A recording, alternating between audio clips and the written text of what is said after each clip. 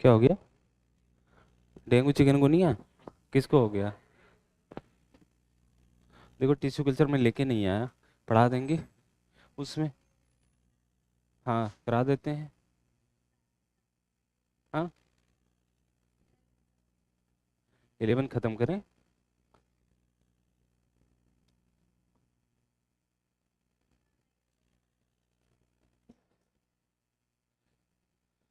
हम्म,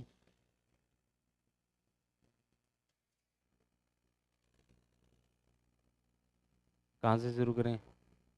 ये बताइए जो अभी 3 चैप्टर आ रहा है उसमें, अगले वाले टेस्ट में। ह्यूमन रिप्रोडक्शन, रिप्रोडक्टिव हेल्थ, और एक human health, human health disease. तो बताइए कहाँ से शुरू करें? आप जहाँ बताओ वहीं शुरू हो जाए।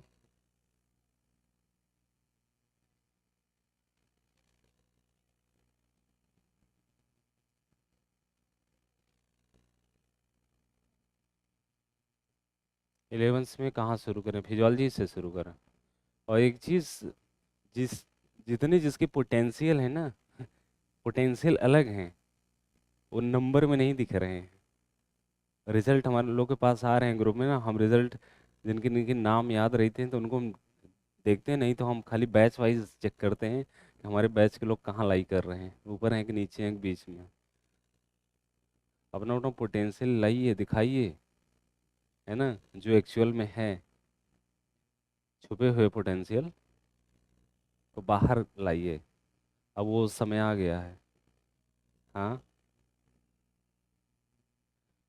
तो फिजियोलॉजी में क्या, कौन सा चैप्टर? पहले तो ब्रीदिंग आता है।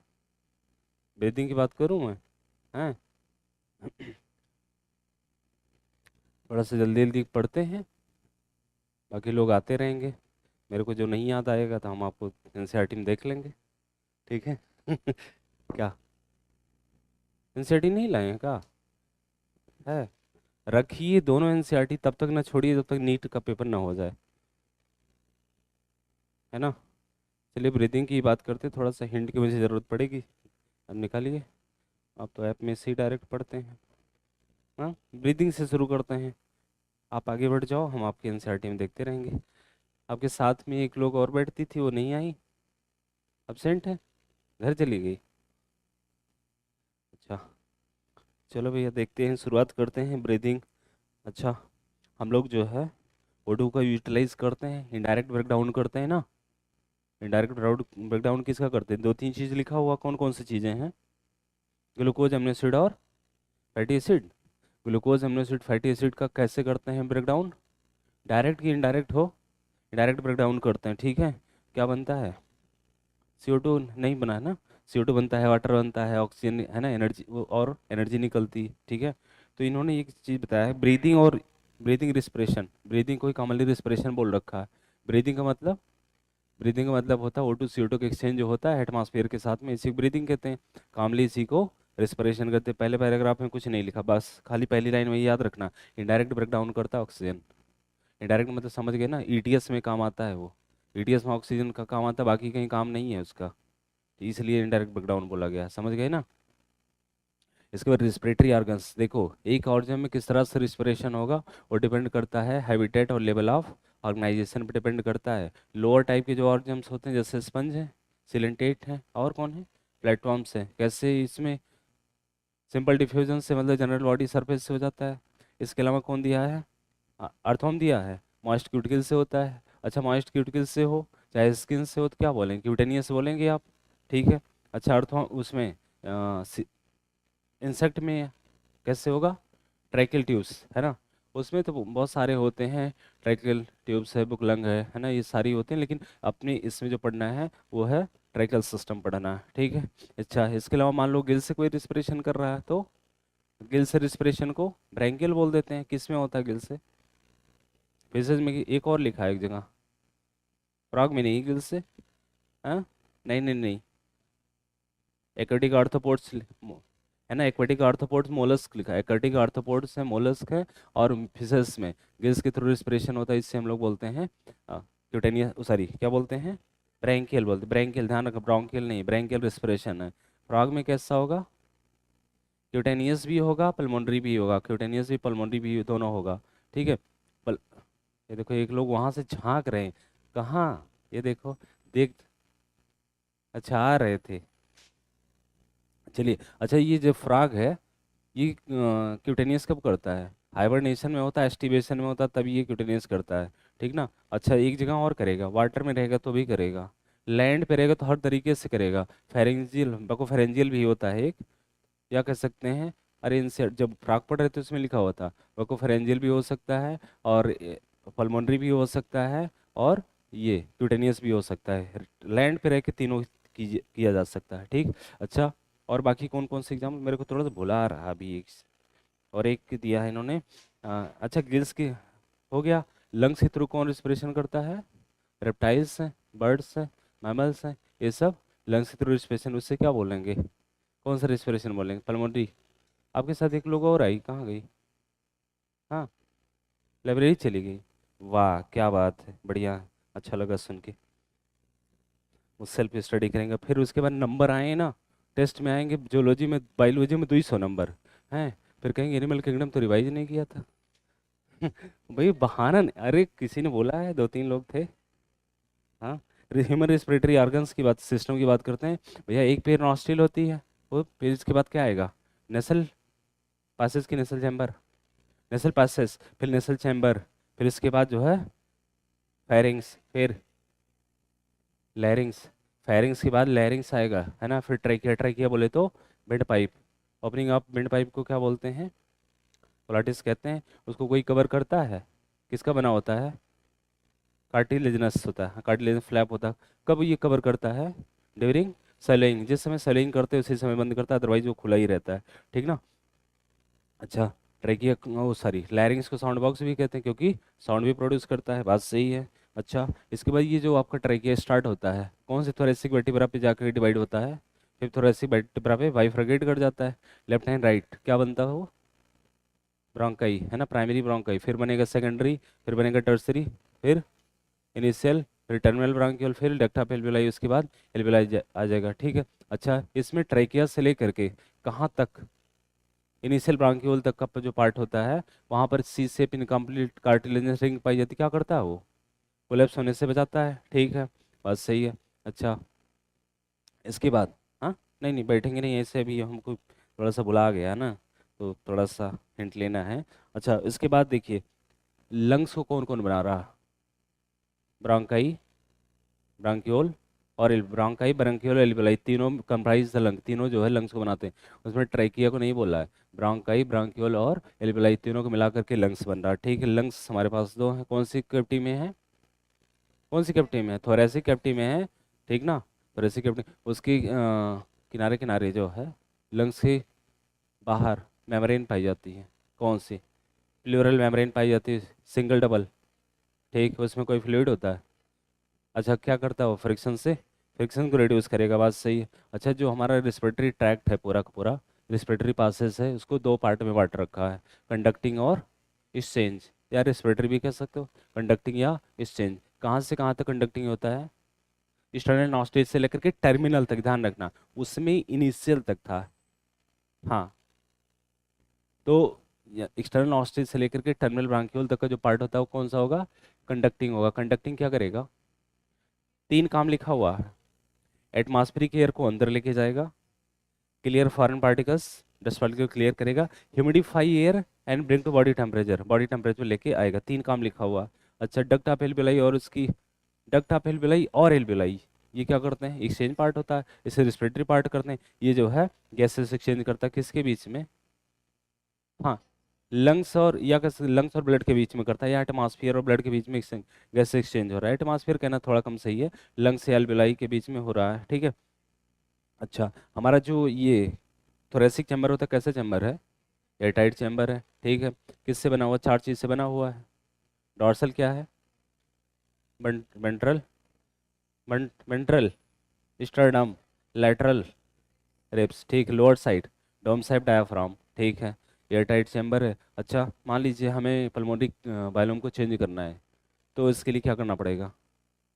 उसके लिए हमें थोरेसिक वॉल्यूम चेंज करना पड़ेगा। बिना थोरेसिक वॉल्यूम चेंज किए आप पल्मोनरी वॉल्यूम को चेंज नहीं कर सकते। या कह सकते हैं जब थोरेसिक वॉल्यूम में जो भी चेंज होता है उसका डायरेक्ट रिफ्लेक्शन किस पे होता है, पल्मोनरी वॉल्यूम पे होता है, लंग्स वॉल्यूम पे होता है। ठीक ना, यही बात बता रखी है। इसके बाद देखिए, ये ब्रीदिंग के रिस्पिरेशन के 5 पॉइंट दे रखे हैं भैया।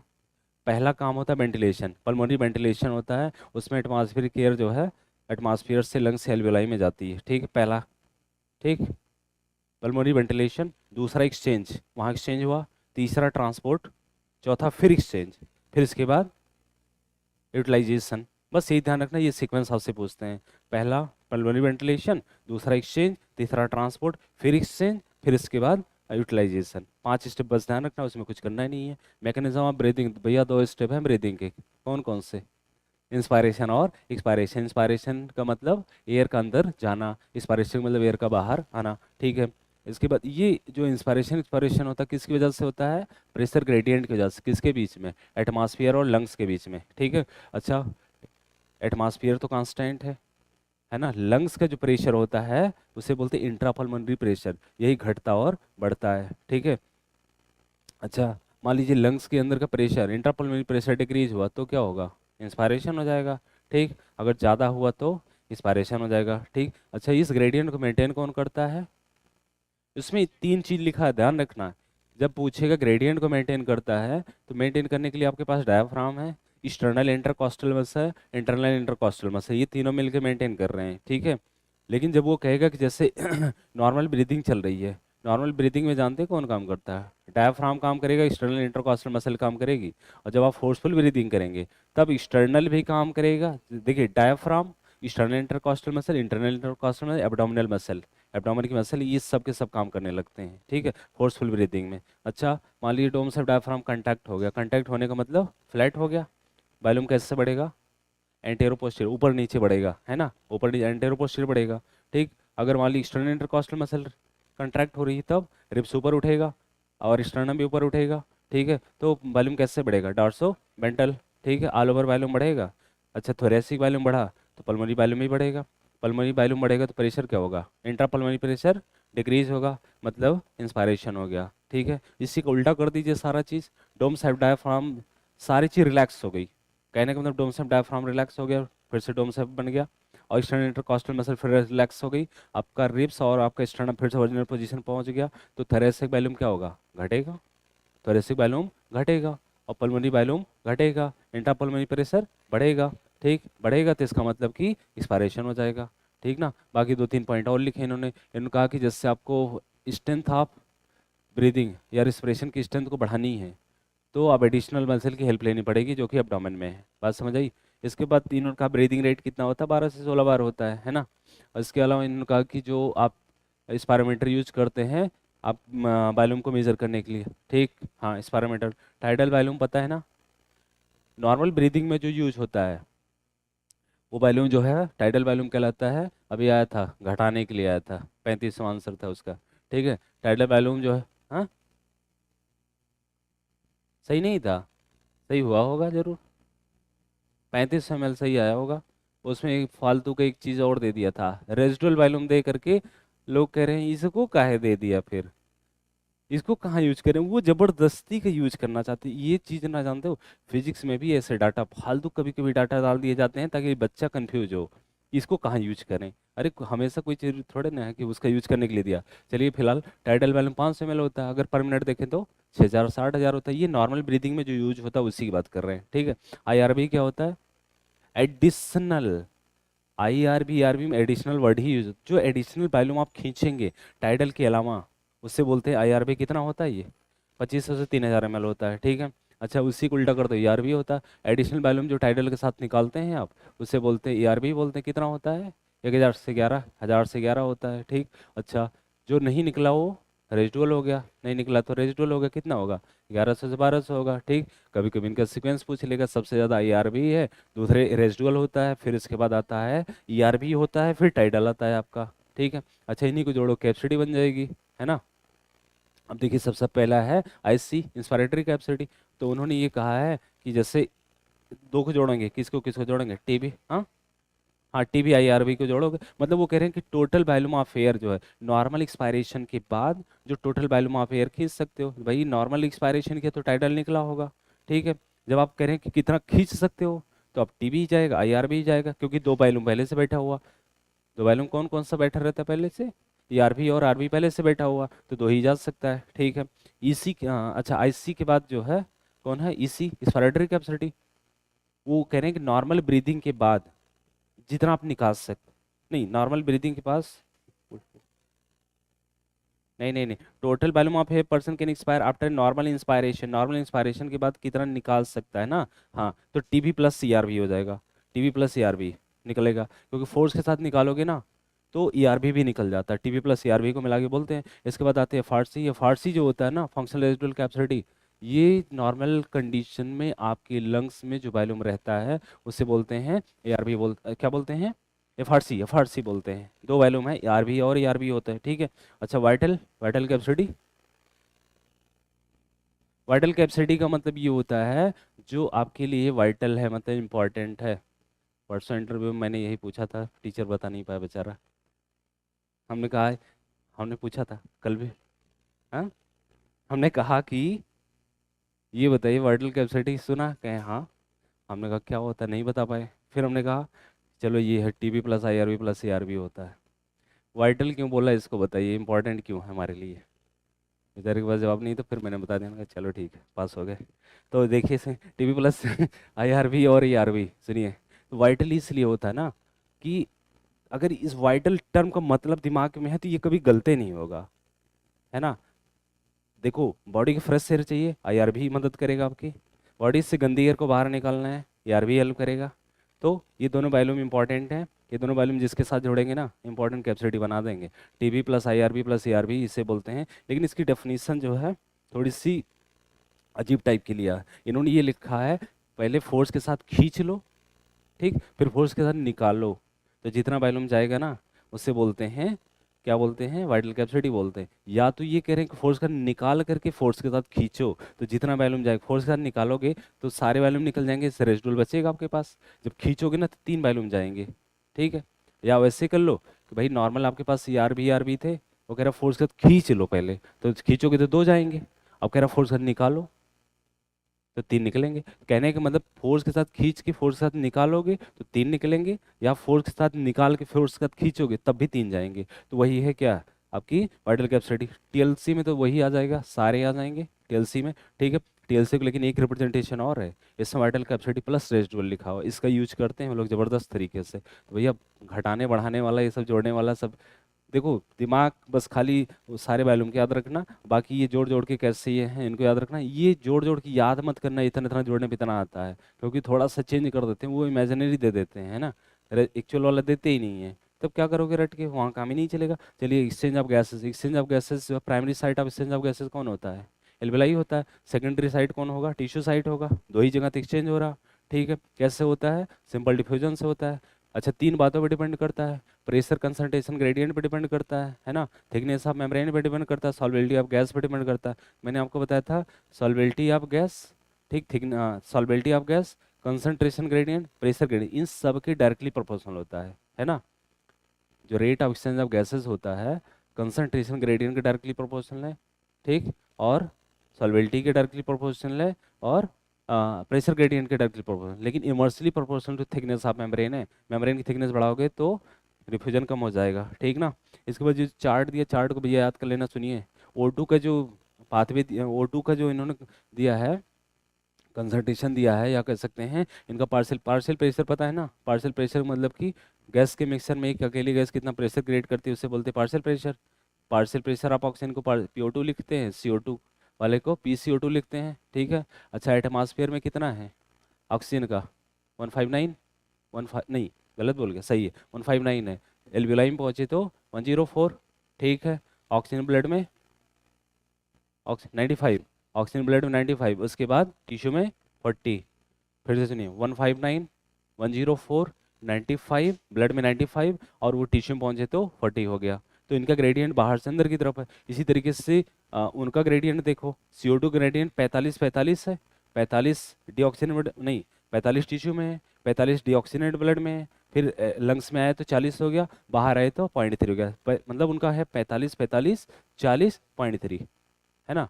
ऐसे ध्यान रखना। बाकी जो दो डाटा अलग से मैंने छोड़ रखे हैं, तो ये वो ध्यान रखना, ऑक्सीजनेटेड में CO2 देख लेना, और डीऑक्सीजनेटेड में O2 देख लेना। ठीक है, दोनों 40 40 हैं। मतलब ऑक्सीजनेटेड में CO2 देखना, और डीऑक्सीजनेटेड में O2 को देख लेना, और दोनों ही 40 40 हैं, तो उनको अलग से याद रखना। बाकी वो चार का सीक्वेंस है ना, दोनों का पाथवे याद रखना। ठीक है। अच्छा, ये जो एक्सचेंज हो रहा है, मतलब कि जो मेम्ब्रेन होती है जिसके अक्रॉस डिफ्यूजन होता है, उसकी थिकनेस कितनी होती है? 1 मिलीमीटर से कम होती है। कौन कौन सी मेम्ब्रेन इन्वॉल्व है इसमें? एल्वेलाइक मेम्ब्रेन, स्क्वामस एपिथेलियम है, ठीक है, बेसमेंट मेम्ब्रेन मिलेगी, और एंडोथेलियम, है ना। तीनों। एंडोथेलियम ऑफ ब्लड वेसल होगा, थिकनेस इसकी क्या है, <1 मिलीमीटर, बस उतना ही ध्यान रखना, बहुत है।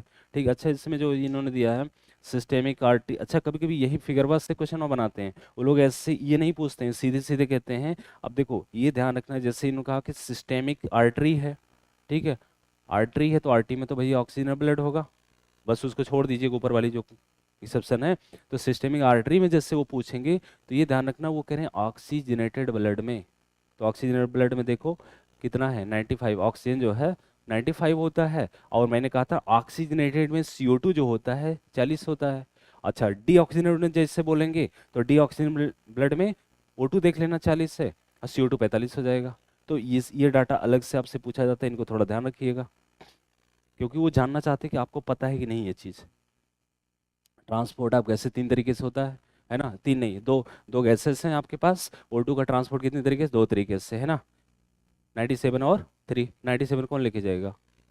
RBC लेके जाएगा, और 3% प्लाज्मा में डिजॉल्व स्टेट में चलेगा, ठीक है। अच्छा, हीमोग्लोबिन ऑक्सीजन जब जुड़ता है, खैर अभी छोड़ते हैं, पहले ये बताइए कि CO2 का ट्रांसपोर्ट कितने तरीके से, तीन तरीके से, 70%, 20 से 25% और 7%। 70% कौन लेके चल रहा है? बाइकार्बोनेट, है ना, बाइकार्बोनेट बोले तो सोडियम बाइकार्बोनेट, ठीक है। 20 से 25% RBC, ठीक, और इसके बाद 7% प्लाज्मा में डिजॉल्व होकर चल रहा है, ठीक है। अच्छा, सबसे पहले ट्रांसपोर्ट ऑक्सीजन की बात करी, हीमोग्लोबिन ऑक्सीजन के साथ बाइंड होता, पहला सवाल, हीमोग्लोबिन ऑक्सीजन के साथ बाइंड होगा, क्या बनेगा? Oxy haemoglobin. अच्छा, CO2 बाइंड हुआ तो कार्ब एमिनो हीमोग्लोबिन, ठीक। अगर CO जोड़ा तो कार्ब कार्बोक्सी बनेगा। ध्यान रखना भैया, सिली मिस्टेक है ये, यहाँ सिली मिस्टेक्स होती हैं। तो सुनिए, अच्छा, हीमोग्लोबिन ऑक्सीजन बाइंड होता है, ठीक, क्या बनता है? ऑक्सी हीमोग्लोबिन बनेगा, है ना, ऑक्सी हीमोग्लोबिन बनेगा। तो ये हीमो देखिए, ऑक्सीजन की बाइंडिंग हीमोग्लोबिन के साथ किसकी पार्शियल प्रेशर डिपेंड करती है? मेनली तो ऑक्सीजन के पार्शियल प्रेशर, सीधे सीधे यही लिखा है, O2 की बाइंडिंग हीमोग्लोबिन के साथ जो है O2 के पार्शियल प्रेशर पर डिपेंड करती है मेनली। लेकिन कुछ फैक्टर्स जो उसे अफेक्ट करते हैं, जैसे CO2 partial pressure, H+ ion है, टेम्परेचर है, ये सब क्या करते हैं, उसे अफेक्ट करते हैं, डिस्टर्ब करते हैं, ठीक है। अच्छा, ऑक्सीजन डिसोसिएशन कर्व कैसा होगा? सिग्माइड होगा। किसके बीच में प्लॉट किया है? Percent saturation of haemoglobin with oxygen, partial pressure of oxygen, इन दोनों के बीच में प्लॉट किया, सिग्माइड करवाएगा। अच्छा, शिफ्टिंग की बात करते हैं, अगर मान लीजिए CO2 कंसंट्रेशन ज़्यादा, H+ ज़्यादा, टेम्परेचर ज़्यादा, ठीक, pH कम, तो किधर जाएगा? Right, right shifting, right shifting होगी। अगर राइट शिफ्टिंग हुआ तो इसका मतलब हीमोग्लोबिन ऑक्सीजन बाइंडिंग एफिनिटी पे क्या फर्क पड़ रहा है? डिक्रीज हो रहा, बाइंडिंग एफिनिटी घट रही है, ठीक है। अगर उसी केस को उलट दिया, CO2 कम, H+ कम, टेम्परेचर कम, pH ज़्यादा, तब बाइंडिंग लेफ्ट शिफ्टिंग हो जाएगी ना, बात क्लियर है, कोई दिक्कत? अच्छा, ये कर्व या ये ग्राफ हम किस लिए यूज करते हैं? बढ़े हुए CO2 और H+ आयन कंसंट्रेशन को डिटेक्ट करने के लिए, यही लिखा हुआ है NCERT में, ठीक, हाँ। उसके बाद बताइए, सुनिए, 100 ml ऑक्सीजन ब्लड जाता है अगर आपके टिश्यू में, कितना ml ऑक्सीजन देता है? 5 ml, ठीक है, बात सही है। इसके बाद पास हो गए। ट्रांसपोर्ट ऑफ CO2 की बात करते हैं। CO2 का ट्रांसपोर्ट भैया 20 से 25% कार्बेमिनो हीमोग्लोबिन के फॉर्म में चलेगा, ठीक है, कार्बेमिनो हीमोग्लोबिन के फॉर्म में चलेगा, कितना? 20 से 25%, 7% प्लाज्मा में डिजॉल्व होकर चल रहा है, कोई दिक्कत नहीं है। अच्छा, टोटल प्लाज्मा में कितना चल रहा है CO2? 77%, 70% बाइकार्बोनेट के फॉर्म में, 7% डिजॉल्व स्टेट में, हो गया टोटल 77%। वही बाइकार्बोनेट वाला थोड़ी सी दिक्कत करता है लोगों को। अब देखिए, सुनिए, हम उसी 70% वाले की बात करते हैं। जैसे टिश्यू साइड पे जो आपका ब्लड गया होगा ना, तो ऑक्सीजन, सुनिए, CO2 जो होती है वो पहले आपके RBC के अंदर प्लाज्मा में जाएगी, प्लाज्मा में RBC में जाती है ना। RBC के अंदर में क्यों जा रही है? क्योंकि वहाँ पर कार्बनिक एनहाइड्रेट लार्ज अमाउंट में होता है, ठीक है, वहाँ वाटर के साथ रिएक्ट करती है, बनता है क्या, कार्बोनिक एसिड, फिर उसका ब्रेकडाउन होता है, बनता है बाइकार्बोनेट H प्लस आयन। ये बाइकार्बोनेट जैसे बना आरबीसी के अंदर से ना फिर से प्लाज्मा में आ जाता है, और प्लाज्मा में आता है सोडियम यानी Cl जो होता है टूट करके सोडियम और उसके बाइकार्बोनेट के साथ रिएक्ट कर जाता है, बन जाता है सोडियम बाइकार्बोनेट, अब उसी फॉर्म में चलेगा, वही क्लोराइड शिफ्टिंग होती है। कहने का मतलब कि इस बाइकार्बोनेट जब आरबीसी से बाहर आएगा उसी समय क्लोराइड अंदर जाएगा, है ना। तो पूछा जाता है क्लोराइड शिफ्टिंग कहाँ होती है, तो टिश्यू साइड पे होती है, ठीक है। अब वो बाइकार्बोनेट जो सोडियम बाइकार्बोनेट जब आपके एल्वेलाइज साइड पे पहुंचा, अब भैया जैसे बनने के लिए गया था आरबीसी के अंदर वैसे फिर से उनको टूटने के लिए भी आरबीसी के अंदर में जाना पड़ेगा, बात समझ गए ना। तो अंदर में जाएंगे तो पहले सोडियम टूट जाएगा, प्लाज्मा में सोडियम टूट गया, अब बाइकार्बोनेट फिर अंदर गया, अब वहाँ फिर से हाइड्रोजन के साथ रिएक्ट करके कार्बोनिक एसिड बना, कार्बोनिक एसिड CO2 और वाटर में टूट जाएगा, ये बाहर डिफ्यूज हो गया, वहाँ रिवर्स क्लोराइड हो जाता है। समझ पा रहे हैं कुछ हम क्या कह रहे हैं? अरे जो रिएक्शन दिया वही समझा रहा हूँ पहले। हाँ, नहीं नहीं नहीं बता रहा हूँ जैसे। तो अच्छा सुनिए, इसके बाद जो है जैसे मान लीजिए 100 ml डीऑक्सिन ब्लड एल्विलाइज साइड पे आया, कितना ml CO2 बाहर आएगा? 4 ml निकलेगा, हाँ बात सही है। अच्छा ये बताइए, कार्बनिक एनहाइड्रेट लार्ज अमाउंट में कहाँ होगा? आरबीसी के अंदर में होगा। स्मॉल अमाउंट में कहाँ होगा? प्लाज्मा में होगा, बात सही, ठीक है। अच्छा रेगुलेशन, आप ब्रीदिंग रेस्पिरेशन की बात करते हैं, है ना। रेगुलेशन कैसे होता है, इसके लिए हमारे पास दो सेंटर्स हैं, एक है न्यूमोटैक्सिक, दूसरा है respiratory rhythm centre. Pneumotaxic centre कहाँ है? पॉन्स रीजन, पॉन्स मतलब हाइंड ब्रेन, ठीक। न्यूमोटैक्सिक सेंटर के अलावा दूसरा रेस्पिरेटरी रिदम सेंटर वो कहाँ है? मेडुला में है। ये किसका पार्ट है? ये भी हाइंड ब्रेन का पार्ट है, सीधी सी बात है, ठीक है। अच्छा कौन किसको कंट्रोल करता है? Pneumotaxic centre respiratory rhythm centre control करता है। ब्रीदिंग को कौन रेगुलेट कर रहा है? ब्रीदिंग को रेस्पिरेटरी रिदम सेंटर को लिखा है मेनली रिस्पॉन्सिबल फॉर ब्रीदिंग, ठीक है। रेस्पिरेटरी रिदम सेंटर अलग से मिलना हमसे, है ना, ये रिवीजन की बात चल रही है, ठीक है। तो न्यूमोटैक्सिक सेंटर जो होता है रेस्पिरेटरी रिदम सेंटर को रेगुलेट करता है, रेस्पिरेटरी रिदम सेंटर आपकी ब्रीदिंग को रेगुलेट करता है, बात समझ आई। अच्छा ये जो कीमोसेंसिटिव एरिया होती है किसके पास होती है, किसके एडजेसेंट होती है? रेस्पिरेटरी रिदम सेंटर के पास में होती है। किसको डिटेक्ट करती है? हाइड्रोजन आयन और CO2 को। O2 को भी डिटेक्ट करती क्या? नहीं, उसको डिटेक्ट नहीं करती, ठीक है। तो उसके बाद जैसे मान लो इनका कंसंट्रेशन बढ़ेगा, डिटेक्ट करेगी, एक्टिवेट होगी, आपके रिदम सेंटर को एक्टिवेट करेगी, रिदम सेंटर नेसेसरी एडजस्टमेंट कर लेगा, ठीक है। अच्छा ये जो एओर्टिक आर्च कैरोटिड आर्टरी है, यहाँ भी कोई, यहाँ भी होता है, रिसेप्टर्स लगे होते हैं, वो भी इसी H प्लस साइन से डिटेक्ट करेंगे। एओर्टिक आर्च कहाँ है? हार्ट के पास में। और कैरोटिड आर्टरी जो ब्रेन को सब ब्लड सप्लाई कर रही है उसमें लगे हैं रिसेप्टर्स, वो भी क्या करते हैं, आपके रिस्पिरेटरी रिदम सेंटर को एक्टिवेट करते हैं, ठीक ना, जिससे क्या होगा, नेसेसरी एडजस्टमेंट करके उनको एलिमिनेशन कर देगा। अच्छा एक चीज़ और लिखा उसमें, जैसे ब्रीदिंग रेट को बढ़ाना है, ब्रीदिंग रेट को बढ़ाना है, इसका मतलब आपके इंस्पायरेशन को घटाना पड़ेगा। इंस्पायरेशन इंस्पायरेशन 5 सेकंड में होता है, 2 सेकंड में इंस्पायरेशन, 3 सेकंड में एक्सपायरेशन। इंस्पायरेशन कैसी प्रोसेस है? एक्टिव। एक्सपायरेशन पैसिव प्रोसेस है ना, एक्सपायरेशन पैसिव प्रोसेस होती है। तो जब ब्रीदिंग रेट को बढ़ाना होता है ना, तो जो न्यूमोटैक्सिक सेंटर होता है वो आपकी इंस्पायरेशन के ड्यूरेशन को घटा देता है, वही लिखा हुआ है, डिक्रीज द रेट ऑफ, मतलब कि ड्यूरेशन ऑफ इंस्पायरेशन, ये लाइन यूज करते हैं, इंक्रीज कर रहा कि डिक्रीज कर रहा, मतलब न्यूमोटैक्सिक सेंटर आपकी ब्रीदिंग रेट को बढ़ाना चाहेगा तो इंस्पायरेशन की ड्यूरेशन को घटाएगा वो, है ना, जो 2 सेकंड में हो रहा है वो कम कर देगा, जिससे आपका ब्रीदिंग रेट बढ़ जाएगा, इसको थोड़ा सा ध्यान रखना। अच्छा ऑक्सीजन का कोई रोल है इसमें रेगुलेशन में? इनसिग्निफिकेंट है, ध्यान रखना। अच्छा डिसऑर्डर पे आ गए, डिसऑर्डर कौन सा है पहला? अस्थमा। अस्थमा ब्रांक, इसमें क्या होता है, ब्रांकाई ब्रांक्यूल इन्फ्लामेशन, ब्रांकाई ब्रांक्यूल इन्फ्लामेशन हो जाए, है ना, तो उसे बोलते हैं अस्थमा बोलते हैं। एम्फीसीमा जो होता है क्रोनिक डिसऑर्डर होता है, लॉन्ग टर्म डिसऑर्डर होता है, सिगरेट स्पीनेस से होता है, ठीक है। क्या दिक्कत आती है इसमें? एल्वेलाई डैमेज हो जाती है, रिस्पिरेटरी सर्वर बढ़ेगा घटेगा? डिक्रीज हो गया, है ना। बस 3 4 चीज़ याद रखना है। इसके बाद ऑक्यूपेशनल में जाएंगे तो भैया ऑक्यूपेशन की ग्राइंडिंग वाइंडिंग करते हैं ना ये लोग, है ना, फाइब्रोसिस होगा, सिस्टिक फाइब्रोसिस नहीं होगा, ध्यान रखिएगा, वो सिस्टिक फाइब्रोसिस अलग है। सिकल से अरे उसमें जाएंगे मेंडेलिटी डिसऑर्डर हो जाता है ना, अभी याद हो गया ना गलत। फाइब्रोसिस होगा, फाइब्रस टिश्यू डिपोजिशन हो जाएगा, रिस्पिरेटरी सरफेस जहाँ भी घटेगा सांस लेने में दिक्कत होगी। इसका दो एग्जांपल अलग से दिया, सिलिकोसिस, एस्बेस्टोसिस, ये भी जो ऑक्यूपेशनल रिस्पिरेटरी डिसऑर्डर में आते हैं। चैप्टर खत्म हो गया, आगे बढ़ जाइए धीरे से। अब आते हैं हम लोग बॉडी फ्लूइड सर्कुलेशन। हमारे पास कौन कौन से फ्लूइड हैं? दो ही फ्लूइड हैं, है ना, दो ही फ्लूइड हैं जो कि क्या करते हैं, सारी चीज़ का ट्रांसपोर्ट करते हैं, न्यूट्रिएंट का, O2 का, CO2 का, हार्मफुल वेस्ट मटेरियल का रिस्पेक्टिव साइड भेजते हैं, कुछ करना नहीं है, बस दो ही फ्लूइड है। अच्छा, जो बाकी सिंपल टाइप के और जमा होते हैं उनके पास क्या है? उनके पास वो ब्लड सर्कुलेशन नहीं, जैसे आप स्पंज है ना, स्पंज है, सिलेंट्रेट्स हैं, अपने बॉडी में वाटर को सर्कुलेट करा देते हैं, सारा एक्सचेंज इन्हीं के थ्रू कर लेते हैं, ठीक ना। तो ध्यान रखिएगा इस चीज़ को थोड़ी सी। और अच्छा, ब्लड पे आते, ब्लड कैसा टिश्यू है? ब्लड कनेक्टिव टिश्यू है, फास्ट कनेक्टिव टिश्यू है ना। ब्लड, इसके दो कंपोनेंट है ना, कौन कौन सा है? प्लाज्मा और फार्मडेल। प्लाज्मा को हम लोग को और क्या बोलते हैं? मैट्रिक्स बोलते हैं। कितने परसेंट है?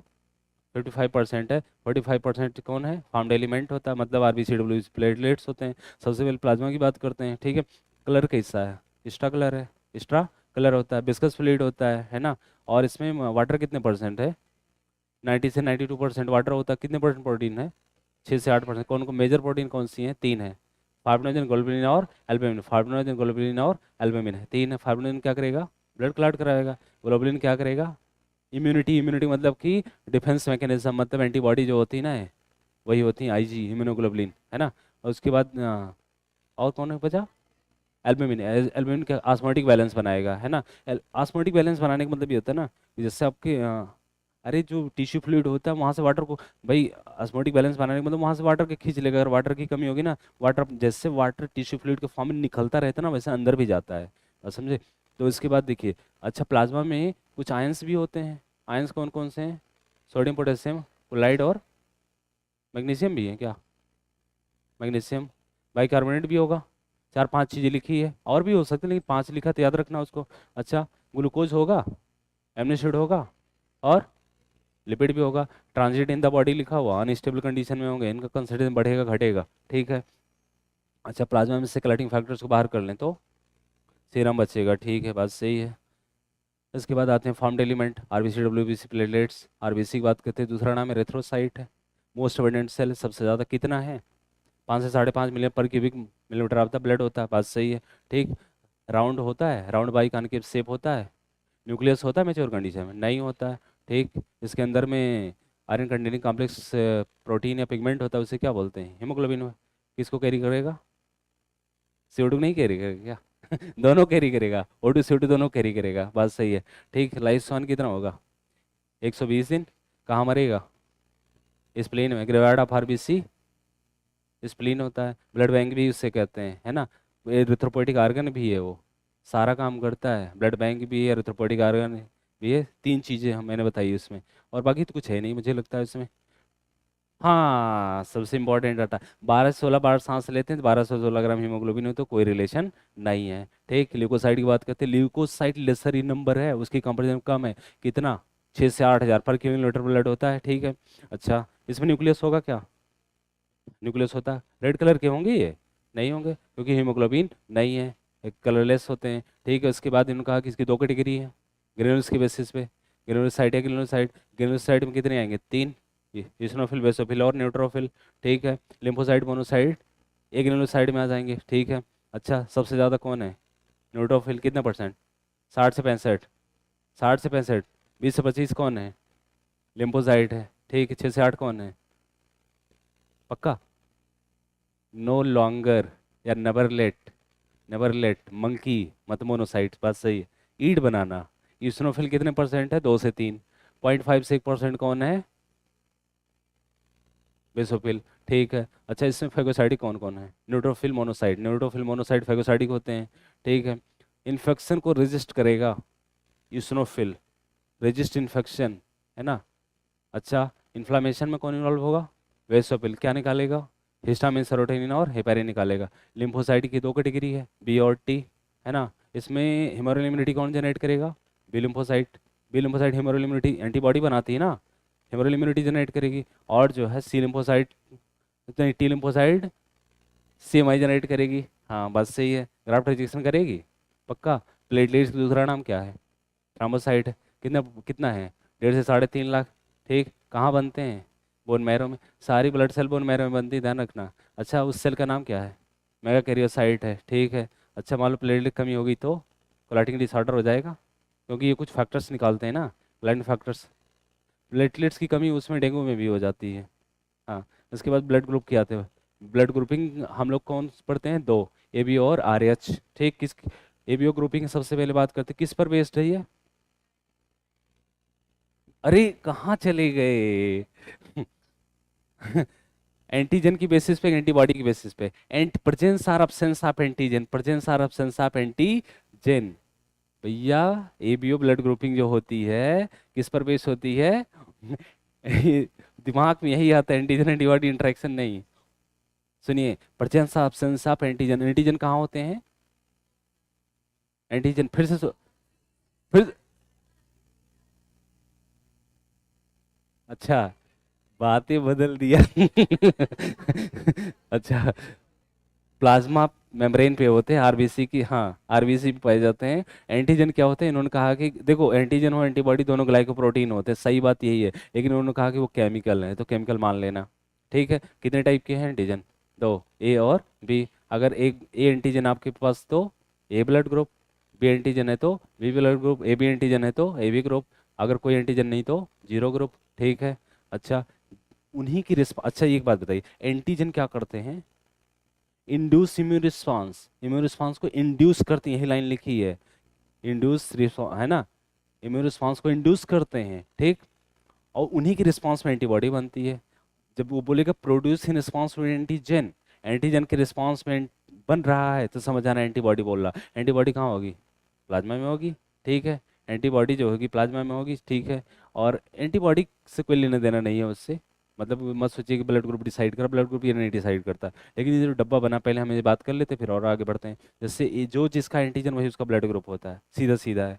ठीक है, अच्छा ए ब्लड ग्रुप है तो एंटीबॉडी कौन सी होगी? बी होगी। अगर बी है तो ए है। अच्छा, ए बी है तो कोई नहीं। ठीक, अच्छा ओ है तो दोनों एंटीबॉडी। ठीक है, अच्छा ट्रांसफ्यूजन में किसका ध्यान देते हैं अगर हमारे एज की बात ना करें तो एंटीजन एंटीबॉडी दोनों को देखते हैं। डोनर का क्या देखोगे आप? एंटीजन। रिसिपेंट की एंटीबॉडी देखोगे, सेम होनी चाहिए? नहीं होनी चाहिए। ब्लड ट्रांसफ्यूजन में डोनर का एंटीजन, रिसिपेंट की एंटीबॉडी देखी जाती, सेम नहीं होना चाहिए। अगर सेम है ब्लड ट्रांसफ्यूजन नहीं होगा। बात समझे? सीधा सीधा कॉन्सेप्ट यही है। ठीक है, अभी यूनिवर्सल डोनर समझ ही गए होंगे कौन होगा? कौन होगा? ओ होगा। यूनिवर्सल रिसिपिएंट कौन है? अच्छा, ए और बी में कोई एक्सचेंज है? नहीं होगा, नहीं दे सकते, नहीं ले सकते। आर एच ग्रुपिंग की बात करते हैं, आर एच ग्रुपिंग जैसे एबीओ ग्रुपिंग थी वैसे आर एच ग्रुपिंग होती है। कितने परसेंट पॉजिटिव है? आर एच एंटीजन सबसे पहले कहाँ देखा था? रईसस मंकी में, इसलिए उसका नाम आर एच रखा गया। जितने लोग के पास 80% लोग ऐसे हैं जिनके पास आर एच होता है, इसलिए उन्हें बोलते हैं आर एच पॉजिटिव। जिनके पास नहीं है उनको आर एच नेगेटिव बोला जाता है। अच्छा, इसी की वजह से हमारा ब्लड ग्रुप डिसाइड होता है, मतलब कि A B positive A B negative ऐसे ना। ठीक है, अच्छा पॉजिटिव का ब्लड पॉजिटिव में जाए कोई दिक्कत नहीं, नेगेटिव का ब्लड नेगेटिव में जाए कोई दिक्कत नहीं है, नेगेटिव का पॉजिटिव में जाए कोई दिक्कत बिल्कुल नहीं। लेकिन पॉजिटिव का नेगेटिव में जाएगा तो दिक्कत करेगा। ठीक है, और वो भी पहली बार नहीं, दूसरी बार मर जाएगा। वो कौन मरेगा? डोनर की रिसिपिएंट? रिसिपिएंट मरेगा। ठीक है, अच्छा एक चीज़ हाँ, ये क्वेश्चन घुमाते हैं, वो कहते हैं कि निगेटिव पर्सन पॉजिटिव को एक्सपोज कर रहा है। जब वो बोलेंगे निगेटिव पर्सन है पॉजिटिव को एक्सपोज कर रहा है, एक्सपोज करने का मतलब वो फेस कर रहा, फेस करने का मतलब वो ब्लड इसमें डाला जा रहा है। समझे? सीधे लिखेगा निगेटिव पर्सन एक्सपोज ब्लड, जैसे कहेगा कि A B negative person expose a हाँ expose to A B positive, तो समझ जाना कि पॉजिटिव का ब्लड निगेटिव में भेजा जा रहा है। ठीक है, जब वो कहेगा तब तो समझ लो दिक्कत है। जब वो कहेगा कि जो है A B positive expose to A B negative, तो कोई दिक्कत नहीं। मतलब जो एक्सपोज करेगा, जो फेस करेगा, समझो उसी में ब्लड भेजा जा रहा है, तो उसी हिसाब से ध्यान रखना।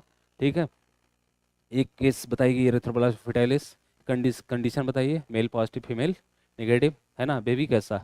चाइल्ड पॉजिटिव होना चाहिए। पहले में कोई दिक्कत नहीं, दूसरे में दिक्कत है, हो सकती है, वो भी पॉसिबिलिटी पर डिपेंड करती है। अगर पहली बार जो है क्या कहते हैं ब्लड मिक्सिंग हुई है, बच्चे का मदर के साथ मिक्सिंग हुआ, अब ये नहीं कि मदर कह दिया कि मदर का ब्लड बच्चे में मिक्स हो गया है, अब बताओ कि कुछ नहीं होगा फिर। बच्चे का ब्लड मदर में मिक्स होना चाहिए और फिर आर एच एंटीबॉडी बन जाएगी, है ना?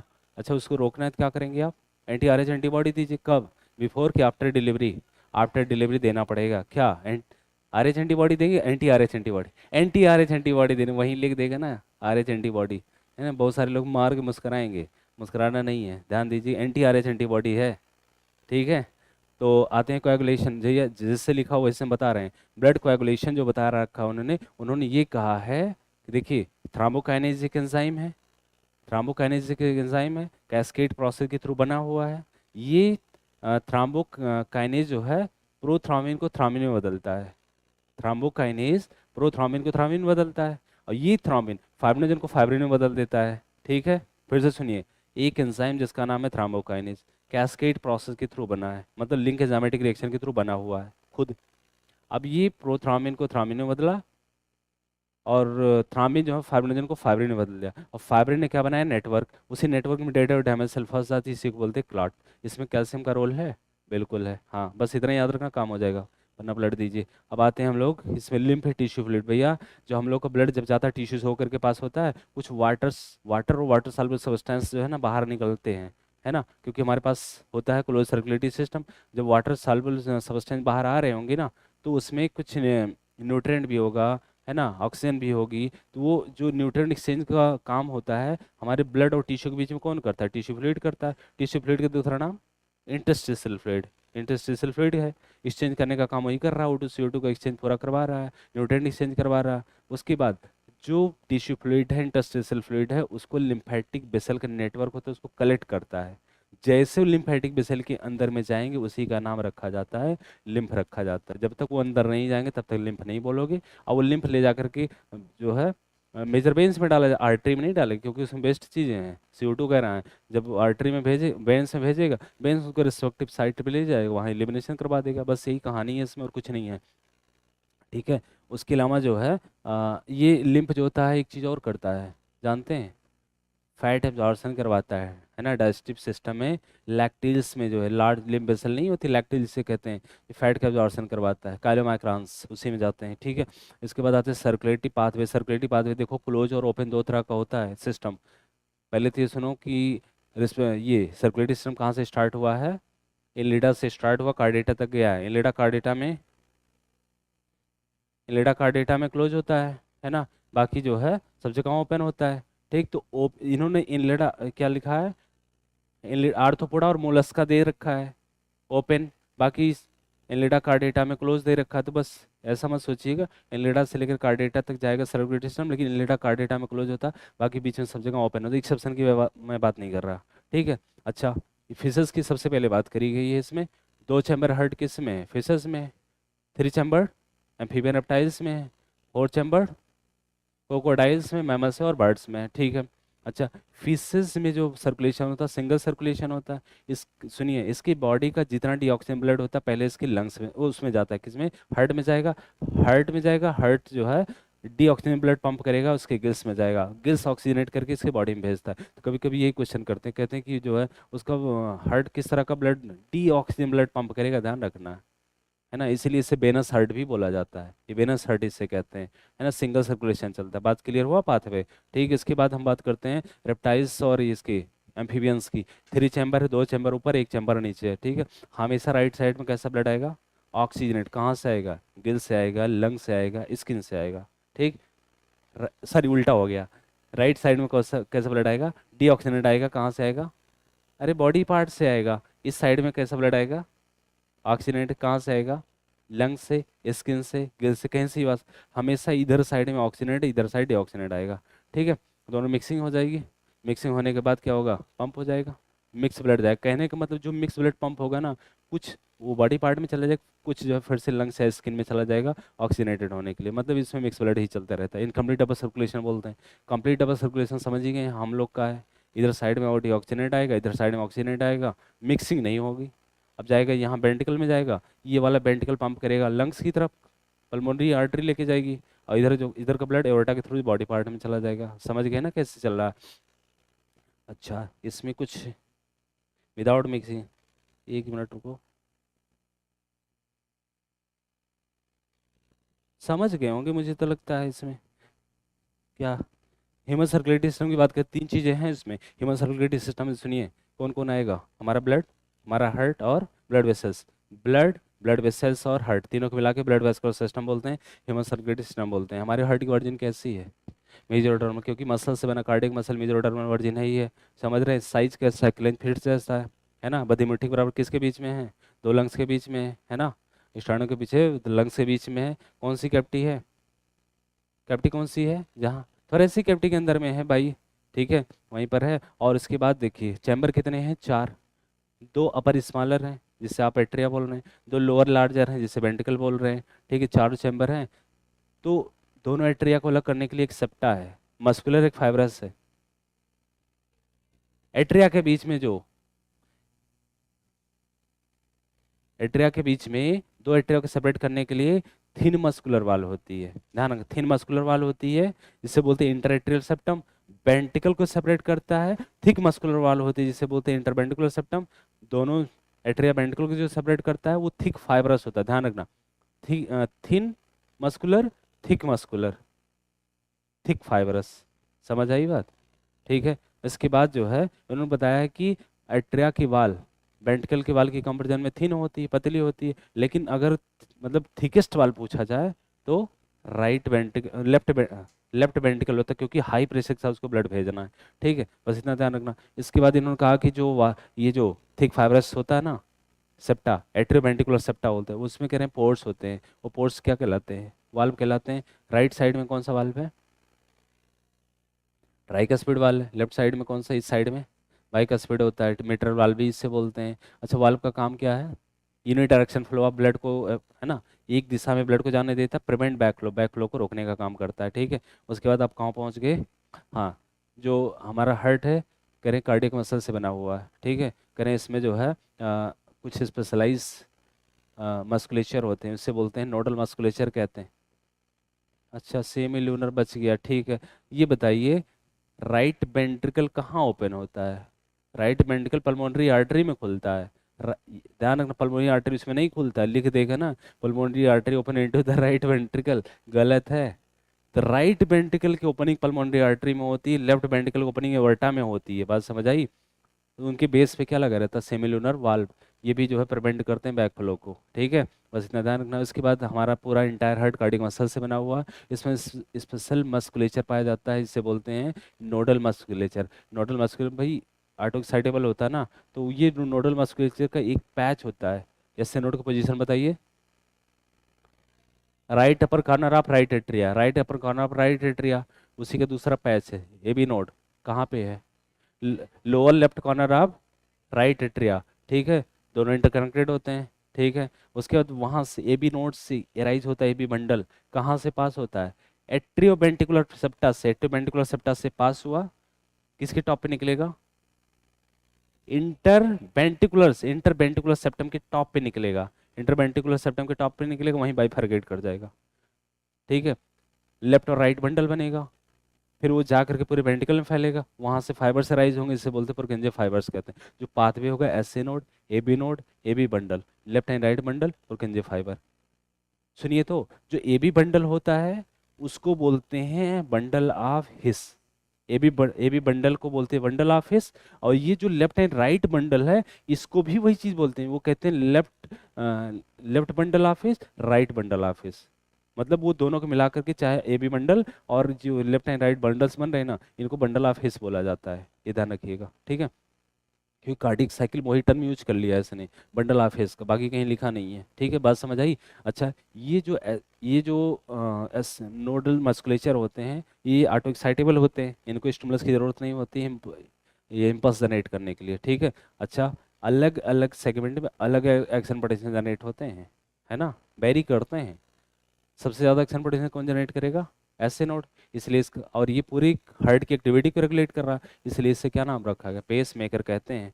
कितनी बार बीटिंग होती है, 70 से 75, एवरेज में 72, 72, ठीक। कार्डियक साइकिल पहुंच गए, कार्डियक साइकिल समझने के लिए चारों चैम्बर को रिलैक्स मानते हैं, चारों चैम्बर रिलैक्स है, जिससे क्या बोलेंगे, जॉइंट डायस्टोल बोलेंगे, ठीक है। अच्छा, जिस समय जॉइंट डायस्टोल होता है तो उस समय कौन कौन सी वाल्व खुले रहते हैं, ट्राइकस्पिड बाइकस्पिड खुले रहते हैं और सेमिलुनर बंद रहते हैं, क्वेश्चन आता है, ठीक है। अच्छा, इधर जो है डीऑक्सीजनेट आ रहा, इधर ऑक्सीजनेटेड आ रहा, फिल हो रहा, धीरे धीरे ब्लड जा रहा है, ठीक है, अप्रॉक्स 70% फिलिंग हो चुकी है, ठीक है। एस नोड जनरेट किया एक्शन पोटेंशियल जनरेट किया, दोनों एट्रिया में फैल गया वो एक्शन पोटेंशियल, दोनों एट्रिया स्टिमुलेट हो गया, कंट्रैक्शन हुआ, ठीक है, 30 और फिलिंग हो गई, ठीक है, 30% और फिलिंग हो गई। एट्रिया कंट्रैक्शन कितनी देर के लिए होता है, 0.1 सेकेंड के लिए होता है, एनसीईआरटी में नहीं, लेकिन आपको रिलेट करने के लिए बता रहा हूँ। 0.1 सेकेंड के लिए कंट्रैक्शन में जाता है, मतलब सिस्टोल में जाता है। उसके बाद 0.7 सेकेंड के लिए वो रिलैक्सेशन में जाता है। ठीक, सारा वो ब्लड चला गया। अब वेंट्रिकल के पास जब वो सिग्नल पहुंचा, तो वेंट्रिकल की कंट्रैक्शन में रिलैक्सेशन में थोड़ा सा लोचा है, मैंने आपको बताया था। 4 स्टेप याद रखना। पहले क्या होगा, वेंट्रिकल थोड़ा सा ना कंट्रैक्शन जैसे हल्का स्टार्ट करेगा, सिस्टोल स्टार्ट करेगा, प्रेशर बढ़ेगा। प्रेशर जैसे बढ़ेगा ना, ट्राइकस्पिड बाइकस्पिड बंद, ट्राइकस्पिड बाइकस्पिड पहले बंद होंगे। ठीक है, थोड़ा सा और प्रेशर बढ़ा, सेमिलर वाल्व खुल जाएंगे। सेमिलर खुला तो ब्लड चला गया अपने अपने रेस्पेक्टिव साइड में, इधर का ब्लड चला गया पल्मोनरी में, इधर चला गया एओर्टा में। ठीक है, उसके बाद वो रिलैक्सेशन में जाएगा। अब रिलैक्सेशन में पहले थोड़ा सा रिलैक्स किया तो सेमिलर वाल्व बंद हो जाएंगे, उल्टा बंद हो जाएंगे, बाहर के मतलब ब्लड वापस नहीं आने देंगे, सेमिलर वाल्व बंद हो गए। अब थोड़ा और रिलैक्स किया, ट्राइकस्पिड बाइकस्पिड फिर से खुल जाएंगे। तो इतना ध्यान रखना, ट्राइकस्पिड बाइकस्पिड पहले क्लोज होंगे, फिर सेमिल्यूनर खुलेंगे, फिर सेमिल्यूनर बंद होंगे, फिर ट्राइकस्पिड बाइकस्पिड फिर से खुल जाएगा। ये प्रोसेस फिर से रिपीट हो जाएगी। ठीक है, वेंट्रिकल कंट्रैक्शन रिलैक्सेशन कितनी देर का है, 0.3 और 0.5 का है। 0.3 सिस्टोल में, 0.5 डायस्टोल में होगा, और ऊपर वाला 0.1 0.7 और नीचे 0.3 0.5 है। ठीक है, ध्यान रखिएगा इसको। अच्छा, ये तो कहानी है। इसके बाद देखिए, ये यही प्रोसेस बार बार रिपीट होती रहती है। ठीक है, अब इसके बाद सुनिए, एक बार में एक वेंट्रिकल कितना ब्लड पंप करता है, 70 ml। इसे क्या बोलते हैं, स्ट्रोक वॉल्यूम कहते हैं। अगर इसको हार्ट रेट से मल्टीप्लाई कर दूं तो कार्डियक आउटपुट आ जाएगा। हार्ट रेट क्या होता है, 72 72 बीट्स पर मिनट होता है ना। तो ध्यान रखना इसको, मान लो कभी आप 72 ध्यान रख लो, लेकिन उसने कह दिया 75 कर दिया, 80 कर दिया, तब उस हिसाब से आप ध्यान रखना उस चीज़ को, नहीं तो अपना मन से मत रखिएगा, जैसे वो बोलेगा वही ध्यान रखो। अब उसके बाद सुनिए, तो cardiac output equal to heart rate multiplied by stroke volume. तो ध्यान रखना कैसे, अगर वो कार्डियक आउटपुट कुछ भी दिया हुआ है तो दोनों में से, अगर मान लीजिए मैंने कहा स्ट्रोक वॉल्यूम नहीं दिया है, आप 70 मान लेना। हार्ट रेट नहीं दिया है, आप 72 मान लेना। जो नहीं दिया है उसको, जो आइडियल कंडीशन में दिया वही मान के चलना, अगर उसने दे रखा तो उसे फॉलो कर लेना आप। बात समझे, इस तरीके से एथलीट कार्डियक आउटपुट ज़्यादा होगा कम होगा, किसने बोला कम, ज़्यादा होगा। एथलीट का कार्डियक आउटपुट ज़्यादा होता है ऑर्डिनरी मैन की कंपेरिजन में, है ना। एच, हाँ हाँ। उसके बाद सुनिए, साउंड दो प्रोड्यूस हुए, लब एंड डब। देखो, ये साउंड जो प्रोड्यूस होते हैं ना, हमेशा क्लोजर पे ही होते हैं, ओपनिंग पे कभी नहीं होते हैं, लेकिन आपको जो है सुनाई नहीं देगा। वो कह रहा है कि जो है सिग्नि मतलब कि वो आप सुन नहीं पाओगे। स्टेथोस्कोप से जो सुनाई देता है ये दो ही होता है, लब एंड डब। लब साउंड का प्रोड्यूस होगा ट्राइकस्पिड बाइकस्पिड बंद होने से, और सेमिलुनर के बंद होने से डब साउंड प्रोड्यूस होगा। बात समझे। ईसीजी की बात करते हैं, ईसीजी जब हम लोग कराने जाते हैं तो मशीन लगती है, मशीन का नाम क्या है, ग्राम। ग्राम मशीन है, नहीं भाई, ग्राफ मशीन है, ग्राफ मशीन है। ग्राम जो है ना, ये जो ग्राफिकल रिप्रेजेंटेशन आता है, इलेक्ट्रिकल एक्टिविटी ऑफ हार्ट की इलेक्ट्रिकल एक्टिविटी ग्राफिकल रिप्रेजेंटेशन होता है, उसे क्या बोलते हैं, इलेक्ट्रोकार्डियोग्राम कहते हैं। ठीक है, उससे हमारी हार्ट की एक्टिविटी पता चलती है। ठीक है, अच्छा कितनी लीड लगती हैं, 3। पिप पिप पिप पिप करता है क्या, हाँ बर्थ, जब पी कर देता है इसका मतलब कार्डियक अरेस्ट को रिप्रेजेंट करता है। ध्यान रखना, मान लो कभी लिख के आ गया ना, पी क्या रिप्रेजेंट, कार्डियक अरेस्ट, दिल की रफ्तार। सुनिए, 3 लीड लगती है कहाँ कहाँ, दोनों रिस्ट में, लेफ्ट एंकल में, दोनों रिस्ट में लेफ्ट एंकल में, ध्यान रखना राइट में नहीं लगेगा। और सुनिए, इसमें वेव जनरेट होती है, P wave Q R S T, है ना। पहले तो मैं ध्यान दीजिए, पी वेव क्या बताता है, डिपोलाइजेशन ऑफ बैक्टीरिया को बताता है ना। Depolarisation of bacteria, electrical excitation of bacteria को बताता है, जिसकी वजह से कंट्रैक्शन ऑफ बैक्टीरिया होता है। वो लिखेगा ना कि कंट्रैक्शन ऑफ बैक्टीरिया को रिप्रेजेंट करता है, गलत है। वो लिखेगा डिपोलराइजेशन, वो लिखेगा इलेक्ट्रिकल एक्साइटेशन, यही सही है। इसकी वजह से कंट्रैक्शन हो रहा है। ठीक है, क्यूआरएस जो होता है ये तो कॉम्प्लेक्स है पूरा। क्यूआरएस कॉम्प्लेक्स बताता है वेंट्रिकल के डिपोलराइजेशन को बताता है, या ये भी लिख सकता है वेंट्रिकल के एक्साइटेशन को बता रहा है। ठीक है, इसकी वजह से कंट्रैक्शन, वेंट्रिकल कंट्रैक्शन स्टार्ट होता है। कहाँ से स्टार्ट होता है, जस्ट आफ्टर क्यू, क्यू के बाद ही स्टार्ट होता है, ये लिखा हुआ एनसीईआरटी में। इसके बाद पूछेगा टी वेव क्या बताता है, टी रिपोलराइजेशन ऑफ वेंट्रिकल, पहले एट्रिया, वेंट्रिकल, फिर वेंट्रिकल। ठीक है, तो वेंट्रिकल के रिपोलराइजेशन को बता रहा है। ठीक है, इसका मतलब वेंट्रिकल जो है रिपोलाइजेशन मतलब कि कंट्रैक्शन से रिलैक्सेशन की तरफ जा रहा है, डायस्टोल सिस्टोल से डायस्टोलिस की तरफ जा रहा है। अच्छा, टी वेव का एंड क्या बताता है? एंड ऑफ सिस्टोल, किसका सिस्टोल? वेंटिकल किस सिस्टोल का एंड बता रहा है, मतलब कि इसका मतलब वो सिस्टोल का एंड हो चुका, डायस्टोल आ रहा है अब उसमें, ठीक है। अच्छा, किसको काउंट करके हार्ट रेट पता करेंगे हम? क्यूआरएस को, है ना? हाँ ठीक है, बस बस इतना बहुत है, जान गए। इसके बाद क्या है, डबल सर्कुलेशन। भैया डबल सर्कुलेशन जो होता है ना, देखिए ब्लड वेसल्स जो होती है हमारी, चाहे आर्टरी चाहे वेंस, 3 लेयर से बनी है ना? सबसे बाहर जो होती है स्टर्ना, मिडिल में मीडिया, अंदर में इंटरना है, ठीक है। तो सबसे बाहर जो होती स्टर्ना होती किससे बनी होती है ये? है? क्या लिखा हुआ है स्टर्ना? Connective tissue. और connective tissue, outer layer connective tissue collagen fibre, middle layer में स्मूथ मसल होगी। और भी कुछ है क्या? हाँ, स्मूथ मसल लास्ट, बाहर कोलेजन कनेक्टिव टिश्यू, सीसी बाहर है, कनेक्टिव टिश्यू कोलेजन फाइबर्स बाहर हैं, ठीक। मिडिल वाले में स्मूथ मसल होगी और इलास्टिक फाइबर हो, अंदर में स्क्वामस एपिथेलियम होगी, है ना? यही तो ये चाहे आर्टरी चाहे वेन सब में होते हैं, ठीक है, ये ध्यान रखना। अच्छा, आर्टरी वेन की कंपैरिजन करते हैं तो जो मीडिया की लेयर होती है वेन्स में पतली होती है, थिन होती है, आर्टरी में थिक होती है, इसलिए आर्टरी के अंदर में प्रेशर ज़्यादा होता है। अच्छा, वेन्स में ल्यूमेन ज़्यादा हो जाता है, इसमें प्रेशर कम हो जाता है। इसके बाद इन्होंने जो डबल सर्कुलेशन की बात करी है, तो भैया हम ही लोग की कंपैरिजन इन्होंने किया है। इन्होंने कहा कि कहाँ से देखिए, कहीं से भी स्टार्ट करो, जैसे पहले थे ध्यान, तो पल्मोनरी किसके किसके बीच में, लंग्स हार्ट के बीच में पल्मोनरी चलता है, और लंग्स हार्ट और बॉडी पार्ट के बीच में जो है सिस्टेमिक चलता है। अगर बात करें सिस्टेमिक सर्कुलेशन कहाँ से स्टार्ट हुआ है? लेफ्ट वेंट्रिकल से स्टार्ट हुआ है, ठीक है। गया कहाँ पर? एओर्टा के थ्रू गया। हाँ, वो गलत था हमें तो लग रहा है, हम भी देखे थे उस क्वेश्चन को, हमने कहा कि तो कॉन्सेप्ट को हिला दिया।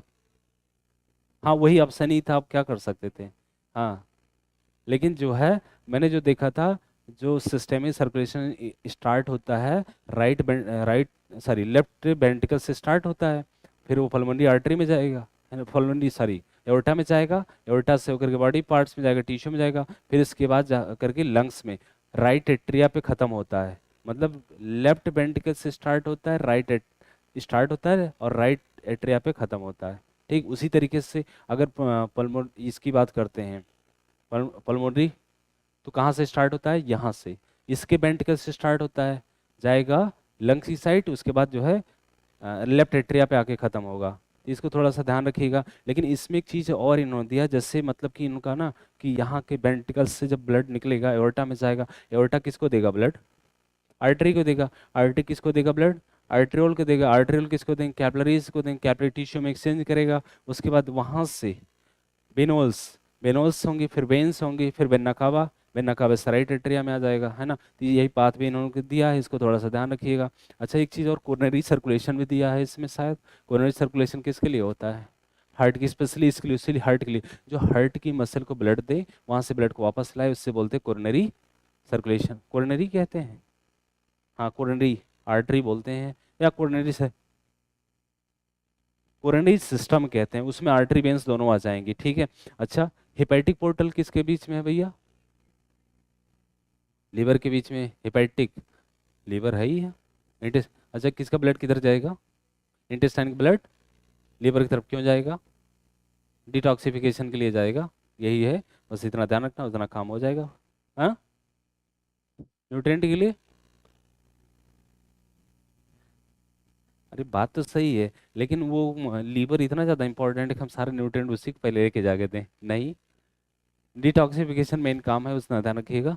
इसके बाद आते हैं regulation of cardiac activity, heart की एक्टिविटी को रेगुलेट करने के लिए। भैया जनरल फंक्शन जो होते हैं ना हार्ट के, ऑटो रेगुलेटेड होते हैं, है ना?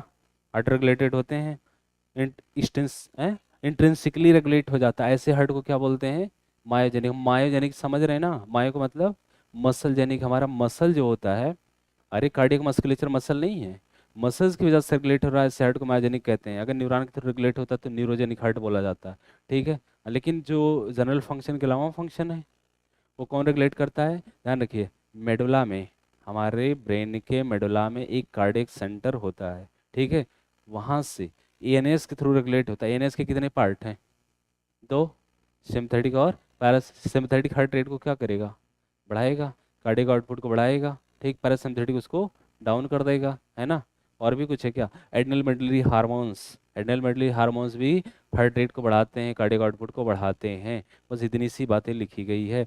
इसके बाद कौन आ गया, डिसऑर्डर से, हाइपरटेंशन, हाई ब्लड प्रेशर, है ना। देखो मैंने कहा था हाई ब्लड प्रेशर हाइपरटेंशन हो भी सकता है, नहीं भी हो सकता है, लेकिन हाइपरटेंशन हमेशा हाई ब्लड प्रेशर होता है। समझ गए ना हम क्या कह रहे हैं।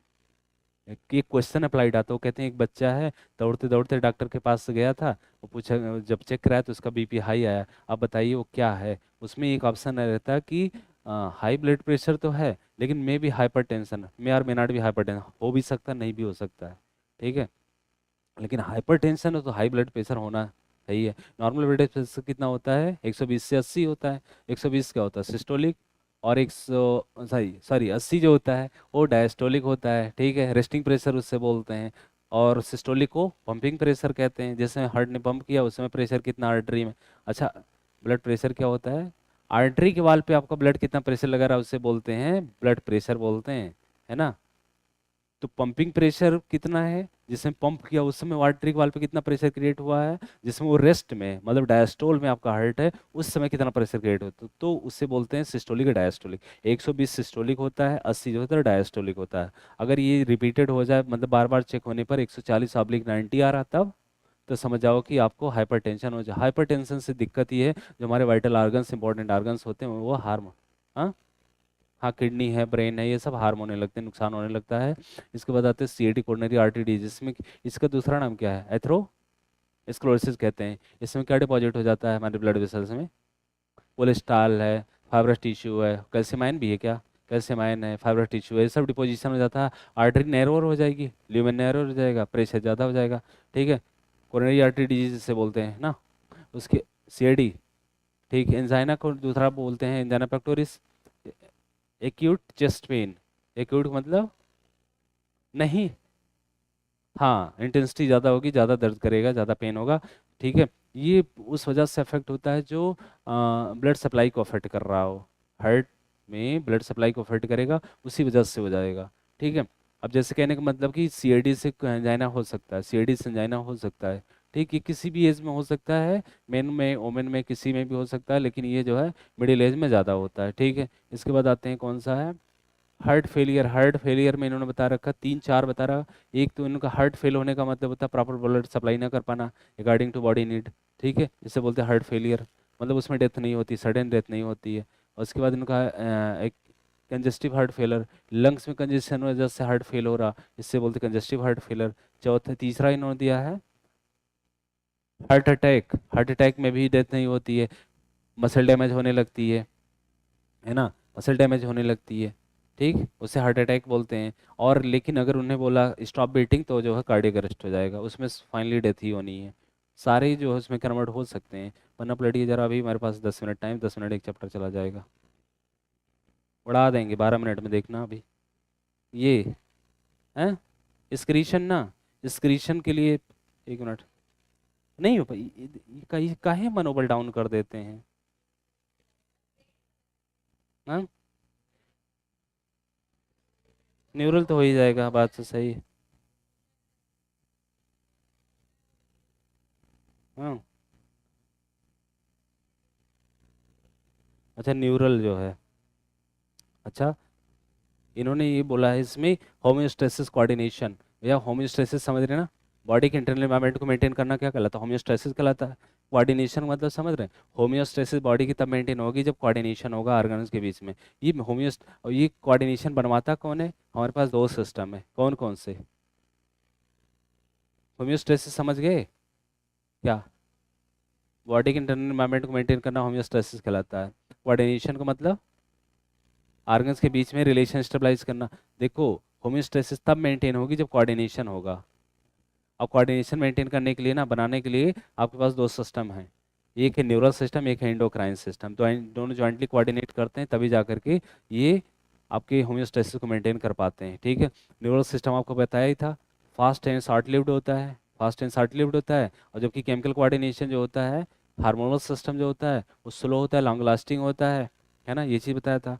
और इसके बाद क्या आ गया, हाँ न्यूरल सिस्टम भैया, न्यूरल सिस्टम में इन्होंने बताया है हाईली स्पेशलाइज सेल होती है जिसे बोलते हैं न्यूरॉन कहते हैं। न्यूरॉन के अंदर इतनी एबिलिटी है, वो डिटेक्ट करेगा, रिसीव करेगा स्टिमुलस को, और हाँ ट्रांसमिट भी करेगा इम्पल्स को। ठीक है, और इसके बाद कहा कि जो लोअर इन्वर्टिब्रेट्स हैं इसमें जो है, जैसे हाइड्रा की बात करा है, हाइड्रा के पास नेटवर्क ऑफ न्यूरॉन लिखा हुआ है, और वेल डेवलप नहीं होती, ए पोलर न्यूरॉन होती है, या पोल होते भी ना वो क्लियर नहीं होता कि वो डेंड्राइट्स है कि या एक्सॉन है। ठीक है, ए पोलर। इसके बाद अगर हम इंसेक्ट की बात करें, इंसेक्ट के पास थोड़ा सा बेटर ऑर्गेनाइज होता है, इसके पास देखिए नर्व होगा, गैंग्लिया होगा, है ना, ब्रेन भी है, गैंग्लिया भी है ना, ब्रेन है, गैंग्लिया है, और न्यूरल न्यूरल टिश्यू है। ठीक, न्यूरल टिश्यू में वही वो जिससे बोलते हैं, क्या कहते हैं, न्यूरोग्लिया वगैरह की बात करते हैं।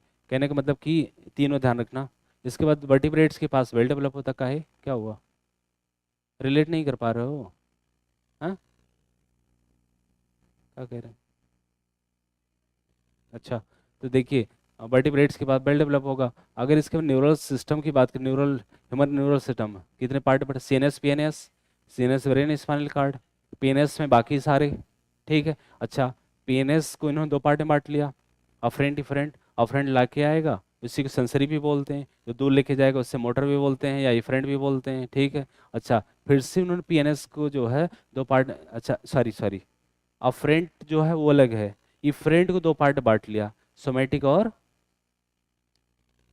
सही बोल रहा हूँ मैं, सोमेटिक और ऑटोनॉमिक, सोमेटिक नहीं नहीं, मेरे को सिंपैथेटिक याद आ गया, सोमेटिक और ऑटोनॉमिक। सोमेटिक किसको मैसेज ले जा रहा, हाँ मसल्स को, या कह सकते वॉलेंट्री के पास मैसेज लेके जाएगा, और जो दूसरा है ऑटोनॉमिक इनवॉलेंट्री के पास मैसेज लेके, इनवॉलेंट्री कितने तरह के, दो हो गए, कौन कौन से, सिंपैथेटिक पैरासिम्पैथेटिक इमरजेंसी में, ठीक, पैरासिम्पैथेटिक जो है नॉर्मल कंडीशन में। ठीक है, ध्यान रखिएगा। इसके बाद बिसरल लिखा, बिसरल कह रहे हैं कि इसमें बस दो ध्यान रखना, ये पार्ट ऑफ पीएनएस है, ठीक है, और ये जो है जो स्पेशली आपके इनवॉल्यूंटरी ऑर्गन्स के लिए, बिसरल ऑर्गन्स के लिए है, मैसेज लेके जाएगा, मैसेज लेके आएगा, उसे बोलते हैं बिसरल। और इसमें चार चीज़ें इन्होंने कहा, nerve, fibres, plexus, ganglia, nerve, fibres, plexus, ganglia, चार चीज़ें इन्वॉल्व हैं, बस इतना याद रखना और कुछ नहीं।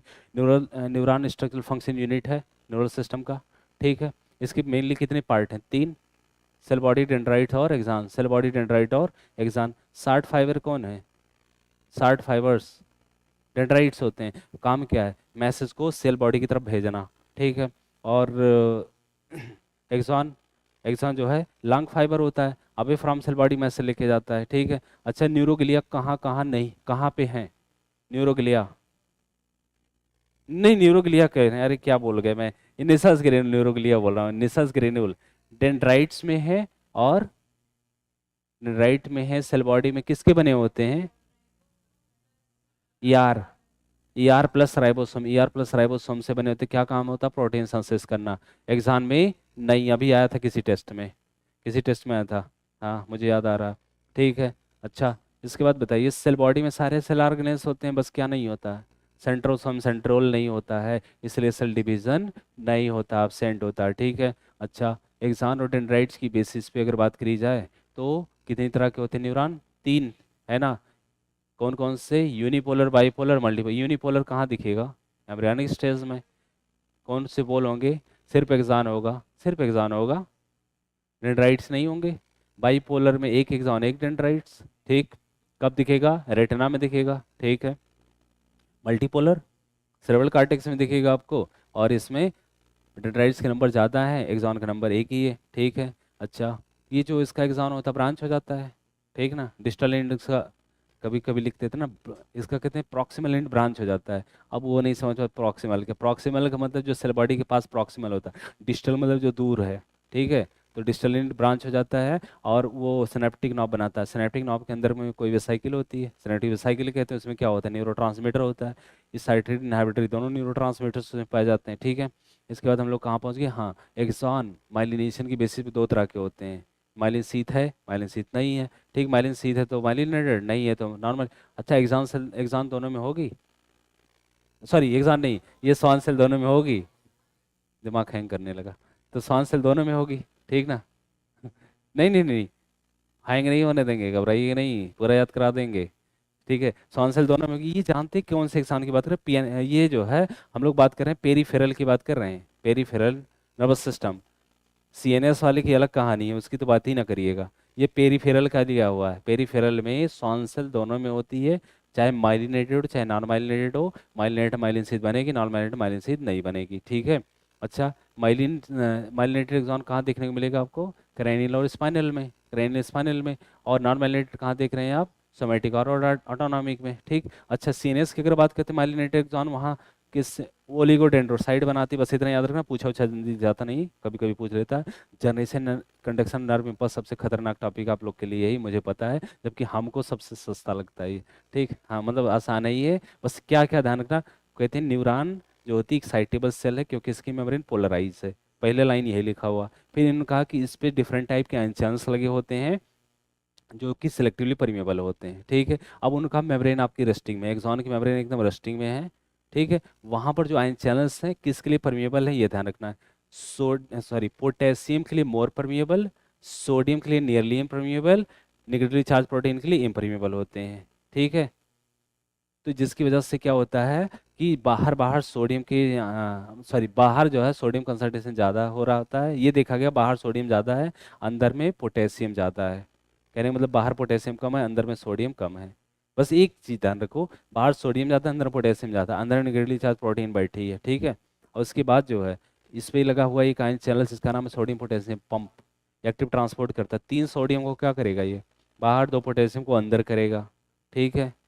तो इसकी वजह से क्या होता है कि ये जो पूछा जाता है कि मेम्ब्रेन पोलराइज स्टेट में इसके लिए कौन रिस्पॉन्स, सोडियम पोटेशियम पंप ही जिम्मेदार है इसके लिए, ठीक ना। सोडियम पोटेशियम पंप जिम्मेदार। अभी एक अप्लाइड क्वेश्चन आया था मेरे को याद आ रहा, जो आप पूछ रहे थे। जैसे वो कहा सोडियम पोटेशियम पंप बंद कर दिया जाए तो क्या होगा? सोडियम पोटेशियम पंप बंद कर दिया, जो सोडियम 3 सोडियम बाहर कर रहा है, 2 पोटेशियम अंदर कर रहा है, उसको बंद कर दिया आपने। सोचिए जरा। तो उसने सोडियम पोटेशियम पंप से बात करने से पहले उसने ये कहा है कि जिस मेम्ब्रेन रेस्टिंग में है वो पोटेशियम के लिए मोर परमेबल है, सोडियम के लिए नियरली इम्परमेबल है। तो जाहिर सी बात कि पोटेशियम ज़्यादा मूव करेगा, अंदर से बाहर जा रहा होगा बाहर, तो बाहर इसका मतलब पोटेशियम का लेवल बढ़ जाएगा। अगर सोडियम पोटेशियम पंप को बंद कर दीजिए, लीकी चैनल चल रहा है कि नहीं चल रहा है, तो लीकी चैनल लीक करवा रहा है, किसको लीक करवा रहा है? पोटेशियम के लिए ज़्यादा परमेबल है, तो पोटेशियम अंदर से बाहर भागेगा, और सोडियम थोड़ा थोड़ा अंदर जा रहा है, तो जाहिर सी बात बाहर पोटेशियम को, यही अप्लाइड क्वेश्चन आया था सोडियम पोटेशियम बम मर्द कर दे तो क्या होगा। तो उसमें एक ऑप्शन था कि जो है आउटसाइड में एक्सॉन के बाहर पोटेशियम कंसंट्रेशन इंक्रीज हो जाएगा। बात समझ गए ना हम क्या कह रहे हैं? ठीक है। तो फिलहाल आते हैं अपने पॉइंट पे। अगर पूछेगा कि मेम्ब्रेन की, मतलब मेम्ब्रेन को पोलराइज स्टेट में रखने के लिए कौन रिस्पॉन्सिबल, सीधा आंसर लगाइए सोडियम पोटेशियम पंप होता है। 3 सोडियम बाहर, 2 पोटेशियम अंदर करेगा, और ये एक्टिव ट्रांसपोर्ट करवाएगा। मेम्ब्रेन हो गई पोलराइज स्टेट में, मेम्ब्रेन पोलराइज स्टेट। अब वो जो पोलराइज मेम्ब्रेन है उसकी एक क्रॉस पोटेंशियल डिफरेंस क्या कहलाएगा? रेस्टिंग पोटेंशियल क्या है? कितना होता है? -70 मिली वोल्ट होता है, ठीक है। अब जैसे स्टिमुलस आएगा, किसके लिए परमेबिलिटी बढ़ाई जाएगी? सोडियम के लिए। सोडियम जाएगा अंदर, सोडियम अंदर जाएगा तो मेम्ब्रेन अंदर में हो जाएगी कैसी? पॉजिटिवली हो जाएगी। पहले बाहर पॉजिटिव था, अंदर नेगेटिव था, अब रिवर्स हो गया, मतलब मेम्ब्रेन डिपोलराइज हो गई। और डिपोलराइज होना क्या कहलाता है? यही है एक्शन पोटेंशियल, यही एक्शन पोटेंशियल। मतलब मेम्ब्रेन जो डिपोलराइज मेम्ब्रेन के क्रॉस पोटेंशियल होगा उससे बोलते हैं एक्शन पोटेंशियल, या इसी को नर्व इम्पल्स भी बोलते हैं। यही ट्रेवल करना स्टार्ट करेगा। अच्छा, ये काम शुरू होगा, चलो इम्पल्स स्टार्ट हो गया चलना। अब बताइए मेम्ब्रेन क्या हो जाएगी? फिर से रिपोलराइजेशन की तरफ जाने की कोशिश करेगी। उसके लिए पोटेशियम के चैनल को खोला जाता, पोटेशियम अंदर से बाहर आएगा, ठीक है। पहले मेम्ब्रेन पोलराइज थी, फिर हुई डिपोलराइज, फिर से रिपोलराइजेशन के लिए कर रहे हैं। रिपोलराइजेशन में पोटेशियम चैनल को खोलेंगे, पोटेशियम ढेर सारे निकलेंगे, फिर से बाहर पॉजिटिव अंदर निगेटिव। तो पोलराइज, पहले देखिए बाहर पॉजिटिव अंदर निगेटिव, ठीक है। फिर क्या हुआ? रिवर्स हो गया, बाहर पॉजिटिव, बाहर निगेटिव, अंदर पॉजिटिव। फिर उसके बाद क्या हुआ? फिर से वही, बाहर पॉजिटिव अंदर नेगेटिव। मतलब ध्यान रखना है कि पहले पोलराइजेशन, डीपोलराइजेशन, पोलराइजेशन रिपोलराइजेशन दोनों की सेम कंडीशन होती है, ठीक है। उसके बाद कुछ है ही नहीं। अब ये इम्पल्स जाएगा, एग्जाम टर्मिनल पहुंचेगा, आगे जो करना होगा करेगा, ठीक है। उसके बाद सुनिए ट्रांसमिशन इम्पल्स। ट्रांसमिशन जो होता है ना सिनेप्स के थ्रू होता है। सिनेप्स कितनी तरह के हैं? 2 तरह के, ठीक ना। इलेक्ट्रिकल केमिकल, मेजॉरिटी किसकी है? केमिकल की है, ठीक है, न्यूरो ट्रांसमीटर लगेगा वहाँ पक्का। केम इलेक्ट्रिकल सिनेप्स रेयर होता है हमारी बॉडी, क्योंकि कंट्रोल करना मुश्किल है इसलिए रेयर होता है, ठीक है। अच्छा, इलेक्ट्रिकल सिनेप्स जो बनता है ना, उसमें सिनेप्टिक क्लेफ्ट होता है? नहीं होता है, गैप नहीं होता, फ्लूइड फिल्ड स्पेस नहीं होता है वहाँ, प्री और पोस्ट सिनेप्टिक मेम्ब्रेन ही मिलकर बना लेती है उसको, ठीक है। लेकिन जो केमिकल सिनेप्स होता है उसमें गैप होता है, फ्लूइड फील्ड स्पेस होता है, जिसे सिनेप्टिक क्लेफ्ट कहते हैं। Pre synaptic membrane, post synaptic membrane, बीच में सिनेप्टिक क्लेफ्ट, फ्लूइड फील्ड होता है, ठीक है। अच्छा, रिसेप्टर कहाँ लगे होते हैं इसमें? अच्छा, एक बात बताइए, इलेक्ट्रिकल सिनेप्स से न्यूरो ट्रांसमीटर की जरूरत पड़ेगी? नहीं, उतना ही तेज चलेगा ना जितना एक सिंगल एक्सॉन में चलता है, उतना ही तेजी से ट्रांसमिशन भी होता है उसमें, ठीक ना, ये ध्यान रखिएगा। केमिकल सिनेप्स से न्यूरो ट्रांसमीटर लगेंगे, पोस्ट सिनेप्टिक मेम्ब्रेन पे क्या लगे रहते हैं, ये रिसेप्टर्स लगे होते हैं, ठीक है। अच्छा, जैसे इम्पल्स पहुंचा एग्जॉन टर्मिनल पे, ठीक है, कैल्शियम की एंट्री होगी, कैल्शियम स्टिमुलेट करेगा, सिनेप्टिक वेसाइकिल हो, सिनेप्टिक वेसाइकिल आकर के प्री सिनेप्टिक मेम्ब्रेन के साथ जुड़ जाएंगी, फ्यूज होकर जो है रप्चर हो जाएंगी, एसिटिल कोलिन या कैसे न्यूरो ट्रांसमीटर सिनेप्टिक क्लेफ्ट में आएंगे, सिनेप्टिक क्लेफ्ट में आएंगे, किससे बाइंड होंगे? रिसेप्टर से बाइंड होंगे। रिसेप्टर अब किस तरह का आपका केमिकल आया, उसी तरह के रिसेप्टर से बाइंड होंगे, या तो सोडियम वाले के साथ जुड़ेगा, या तो सोडियम या तो क्लोराइड के साथ जुड़ेगा। तो सोडियम वाले के साथ जुड़ेगा तो सोडियम वाला खुलेगा, ठीक, तो सोडियम एंट्री होगी, इम्पल्स जनरेट हो जाएगा, आगे फिर टर्बल करेगा। अगर मान लो इनहाबिटरी वाला न्यूरोट्रांसमीटर आया होता तो निगेटिव वाले के साथ बाइंड होता, निगेटिव वाला चैनल खोला जाता, क्लोराइड की एंट्री होती, क्लोराइड की एंट्री होती, अगली मेम्ब्रेन कैसे हो जाती, हाइपरपोलराइज हो जाती, हाइपरपोलराइज होता है तो वहीं पर ब्लॉक हो जाता है सारा कुछ सिस्टम। बस इतना ही ध्यान रखना। सीएनएस की बात करते हो, वो कहानी ऊपर वाला पैराग्राफ नहीं पढ़ेंगे, आपको पता है कि ब्रेन क्या क्या करता है, बॉडी में सारे काम करता है वो, ठीक। ब्रेन की जो ये क्रेनियम है, क्रेनियम के नीचे 3 मेम्ब्रेन लगी है, क्या बोलते हैं इसे, क्रेनियल मेनिंजस कहते हैं। ड्यूरामेटर सबसे बाहर है ना, फिर आर्किनॉइड, फिर जो है पायामेटर होता है, ब्रेन टिश्यू कंटेक्ट में पायामेटर होता है, ठीक है ना। ब्रेन 3 पार्ट बटा हुआ, fore brain, mid brain, hind brain. Fore brain फिर से 3 पार्ट बांट दिया, सेरेब्रम, थैलेमस, हाइपोथैलेमस, ठीक है। सेरेब्रम मेजर पार्ट होता है, सबसे बड़ा पार्ट आपके ब्रेन का सेरेब्रम होता है, उसको 2 पार्ट में बांट लिया उसे, राइट और लेफ्ट सेरेब्रम। किससे कनेक्ट किया उसको, कार्पस कैलोसम से कनेक्ट कर दिया, ठीक, ट्रैक्ट ऑफ फाइबर होता है, कार्पस कैलोसम से कनेक्ट हो गया। इसके बाद इनका जो सेरेब्रम को बनाने वाली सेल्स की लेयर होती है उससे बोलते हैं सेरेब्रल कार्टेक्स बोलते हैं, सेरेब्रल कार्टेक्स बोलते हैं। सेरेब्रल कार्टेक्स आपको कैसा दिखेगा, ग्रे कलर का दिखेगा। क्यों ग्रेइश अपीयरेंस होता है, क्योंकि सेल बॉडी का कलेक्शन हो जाता है वहाँ पर, इसलिए वो आपको ग्रेइश अपीयरेंस देता है, ठीक है, बात समझ आई। इसके बाद इनका जो सेरेब्रल कार्टेक्स होता है उसमें 3 एरिया है, sensory area, motor area, association area, sensory, motor, association, ठीक है। तो जो एसोसिएशन और होता है वो कह रहे हैं कि neither clearly sensory nor clearly motor, ठीक है। उसके बाद कह रहे हैं कि जो है ये जो एसोसिएशन एरिया होता है ये 3 चीज़ के लिए भी रिस्पॉन्सिबल होता है। ये कह रहे हैं मेमोरी के लिए, कम्युनिकेशन के लिए, इंटर सेंसरी एसोसिएशन के लिए, 3 चीज़ के लिए जिम्मेदार है। फिर से मैं बोल रहा हूँ, सेरेब्रल कार्टेक्स में 3 एरिया है, sensory area, motor area, association area. जो एसोसिएशन एरिया होती है neither clearly sensory not clearly motor, ठीक। फिर एसोसिएशन एरिया किसके लिए रिस्पॉन्सिबल है, उनका मेमोरी के लिए, कम्युनिकेशन के लिए, इंटर सेंसरी एसोसिएशन के लिए रिस्पॉन्सिबल होता है। अब हम आते हैं इसके, फिर उनका कि अगर सेरेब्रल कार्टेक्स से अंदर की साइड में देखोगे ना आपको व्हाइट अपीयरेंस दिखेगा। व्हाइट अपीयरेंस क्यों होता है, क्योंकि वहाँ माइलिनेटेड एक्सॉन लगी रहती है, माइलिनेटेड एक्सॉन की वजह से आपको व्हाइट अपीयरेंस दिखता है, ठीक। तो इससे बोलते हैं व्हाइट मैटर, मतलब बाहर बाहर ग्रे मैटर, अंदर की साइड में व्हाइट मैटर लगा हुआ है, ठीक। इसके बाद हम आते हैं थैलेमस पे। थैलेमस को इन्होंने बता रखा है ये 2 चीज़ के लिए में, हाँ, major coordinating centre of motor and sensory and motor signalling के लिए रिस्पॉन्सिबल, बस इतना ध्यान रखना, काम हो जाएगा आपका, ठीक। इसके बाद इसी के बेस पे लगा हुआ हाइपोथैलेमस, हाइपोथैलेमस लगाओ। हाइपोथैलेमस में कई सेंटर्स होते हैं जो उन्होंने कहा कि जैसे भूख और प्यास को कंट्रोल करने के सेंटर यहीं पे है ना, थर्मो रेगुलेशन, बॉडी के टेम्परेचर रेगुलेट करने का सेंटर यहीं पे लगा हुआ है, ठीक। फिर उनका उसमें न्यूरो सेक्रेटरी सेल पाई जाती है, इसे न्यूक्लियाई कहते हैं, वो हार्मोन निकालती है जिसे हाइपोथैलेमिक हार्मोन कहते हैं, बॉडी के ढेर सारे काम को रेगुलेट करता है। फिर उनका उसमें लगा हुआ है लिम्बिक लोब, लिम्बिक सिस्टम, 4 चीज़ों से मिलकर बना। इनका inner part of cerebral hemisphere, amygdala, hippocampus. फिर करें एलॉन्ग विथ हाइपोथैलेमस, हाइपोथैलेमस को भी इंक्लूड कर लिया है इसमें। चारों को मिलाकर लिम्बिक लोब, लिम्बिक सिस्टम 3 चीज़ रेगुलेट कर रहा है, मोटिवेशन, सेक्सुअल बिहेवियर और emotion. Emotion, motivation, sexual behaviour, emotion, motivation, sexual behaviour, limbic lobe, limbic system का काम है। आगे मिड ब्रेन की तरफ, मिड ब्रेन जो होता है कितने बटा हुआ है, नहीं, मिड ब्रेन में उन्होंने कहा कि वहां से कैनाल पास होती है। अच्छा, मिड ब्रेन जो होती है मिडिल में है, thalamus, hypothalamus of forebrain, pons of the hindbrain के बीच में पाया जाता है। एक चीज याद रखना, यहाँ से कैनाल पास होती है, जिसका नाम क्या है, सेरेब्रल एक्वेडक्ट होता है। इस पे 4 राउंड स्वेलिंग होती है, 4 लोब होते हैं, इससे बोलते हैं कार्पोरा क्वाड्रिजेमा। बस 3 बातें याद रखना और कुछ करना नहीं है, ठीक है। इसके बाद पॉन्स के हाइंड ब्रेन में का 3 part, pons, cerebellum, medulla. Pons कह रहे हैं कि जो है ये ट्रैक्ट ऑफ फाइबर इसमें होते हैं जो कि ब्रेन के डिफरेंट रीजन को कनेक्ट करने का काम करते हैं, ये ध्यान रखना है। सेरेबेलम हाईली कन्वॉल्यूटेड होता है क्योंकि वहाँ पर ढेर सारे न्यूरॉन को उसको कलेक्ट करना है, ठीक है। दूसरा, इसके बाद पॉन्स, सेरेबेलम, मेडुला में जो होता है इसमें कई सेंटर्स है ना, जैसे रिस्पिरेटरी रिदम सेंटर यहीं पे था, ठीक है। और कार्डियोवास्कुलर रिफ्लेक्स, हार्ट की एक्टिविटी को कंट्रोल करने का सेंटर यहीं पे है। और गैस्ट्रिक सिक्रीशन का सेंटर यहीं है, ठीक है, ध्यान रखिएगा। इसके बाद उन्होंने कहा कि ब्रेन स्टेम किसको किसको मिला के बनाया है, मिड ब्रेन को बनाया है, और पॉन्स और मेडुला को मिला करके हाइंड ब्रेन क्या बना लिया, ब्रेन स्टेम जो है ब्रेन को स्पाइनल कार्ड से कनेक्ट कराने का काम करता है। इतना रट, जितना मैं बोल रहा हूँ ना, इतना अगर आपको सच में आता है, एक क्वेश्चन गलत नहीं होगा नीट में, इतना आपको आना चाहिए। कुछ नहीं आता, बता रहे हैं 360 में 300, हमको दे दो पेपर, बस एनसीआर कह दो, एनसीआरटी बाहर नहीं जाएंगे। अभी 360 ना लगा देना, तो कहिए भले ही बॉटनी नहीं पड़ी, अभी तुक्का लगा देंगे, पूरे आ जाएंगे 360। बस एक बार आपके कॉन्फिडेंस आना चाहिए कि मेरे को आती है एनसीईआरटी, बस। हाँ, एक बार कॉन्फिडेंस बिल्ड हो गया, कहीं से कुछ भी आए तो हो जाएगा। अच्छा, एक चीज़ और सुनिए, मान लो बंद, 1 मिनट रिकॉर्डिंग बंद कर देते हैं।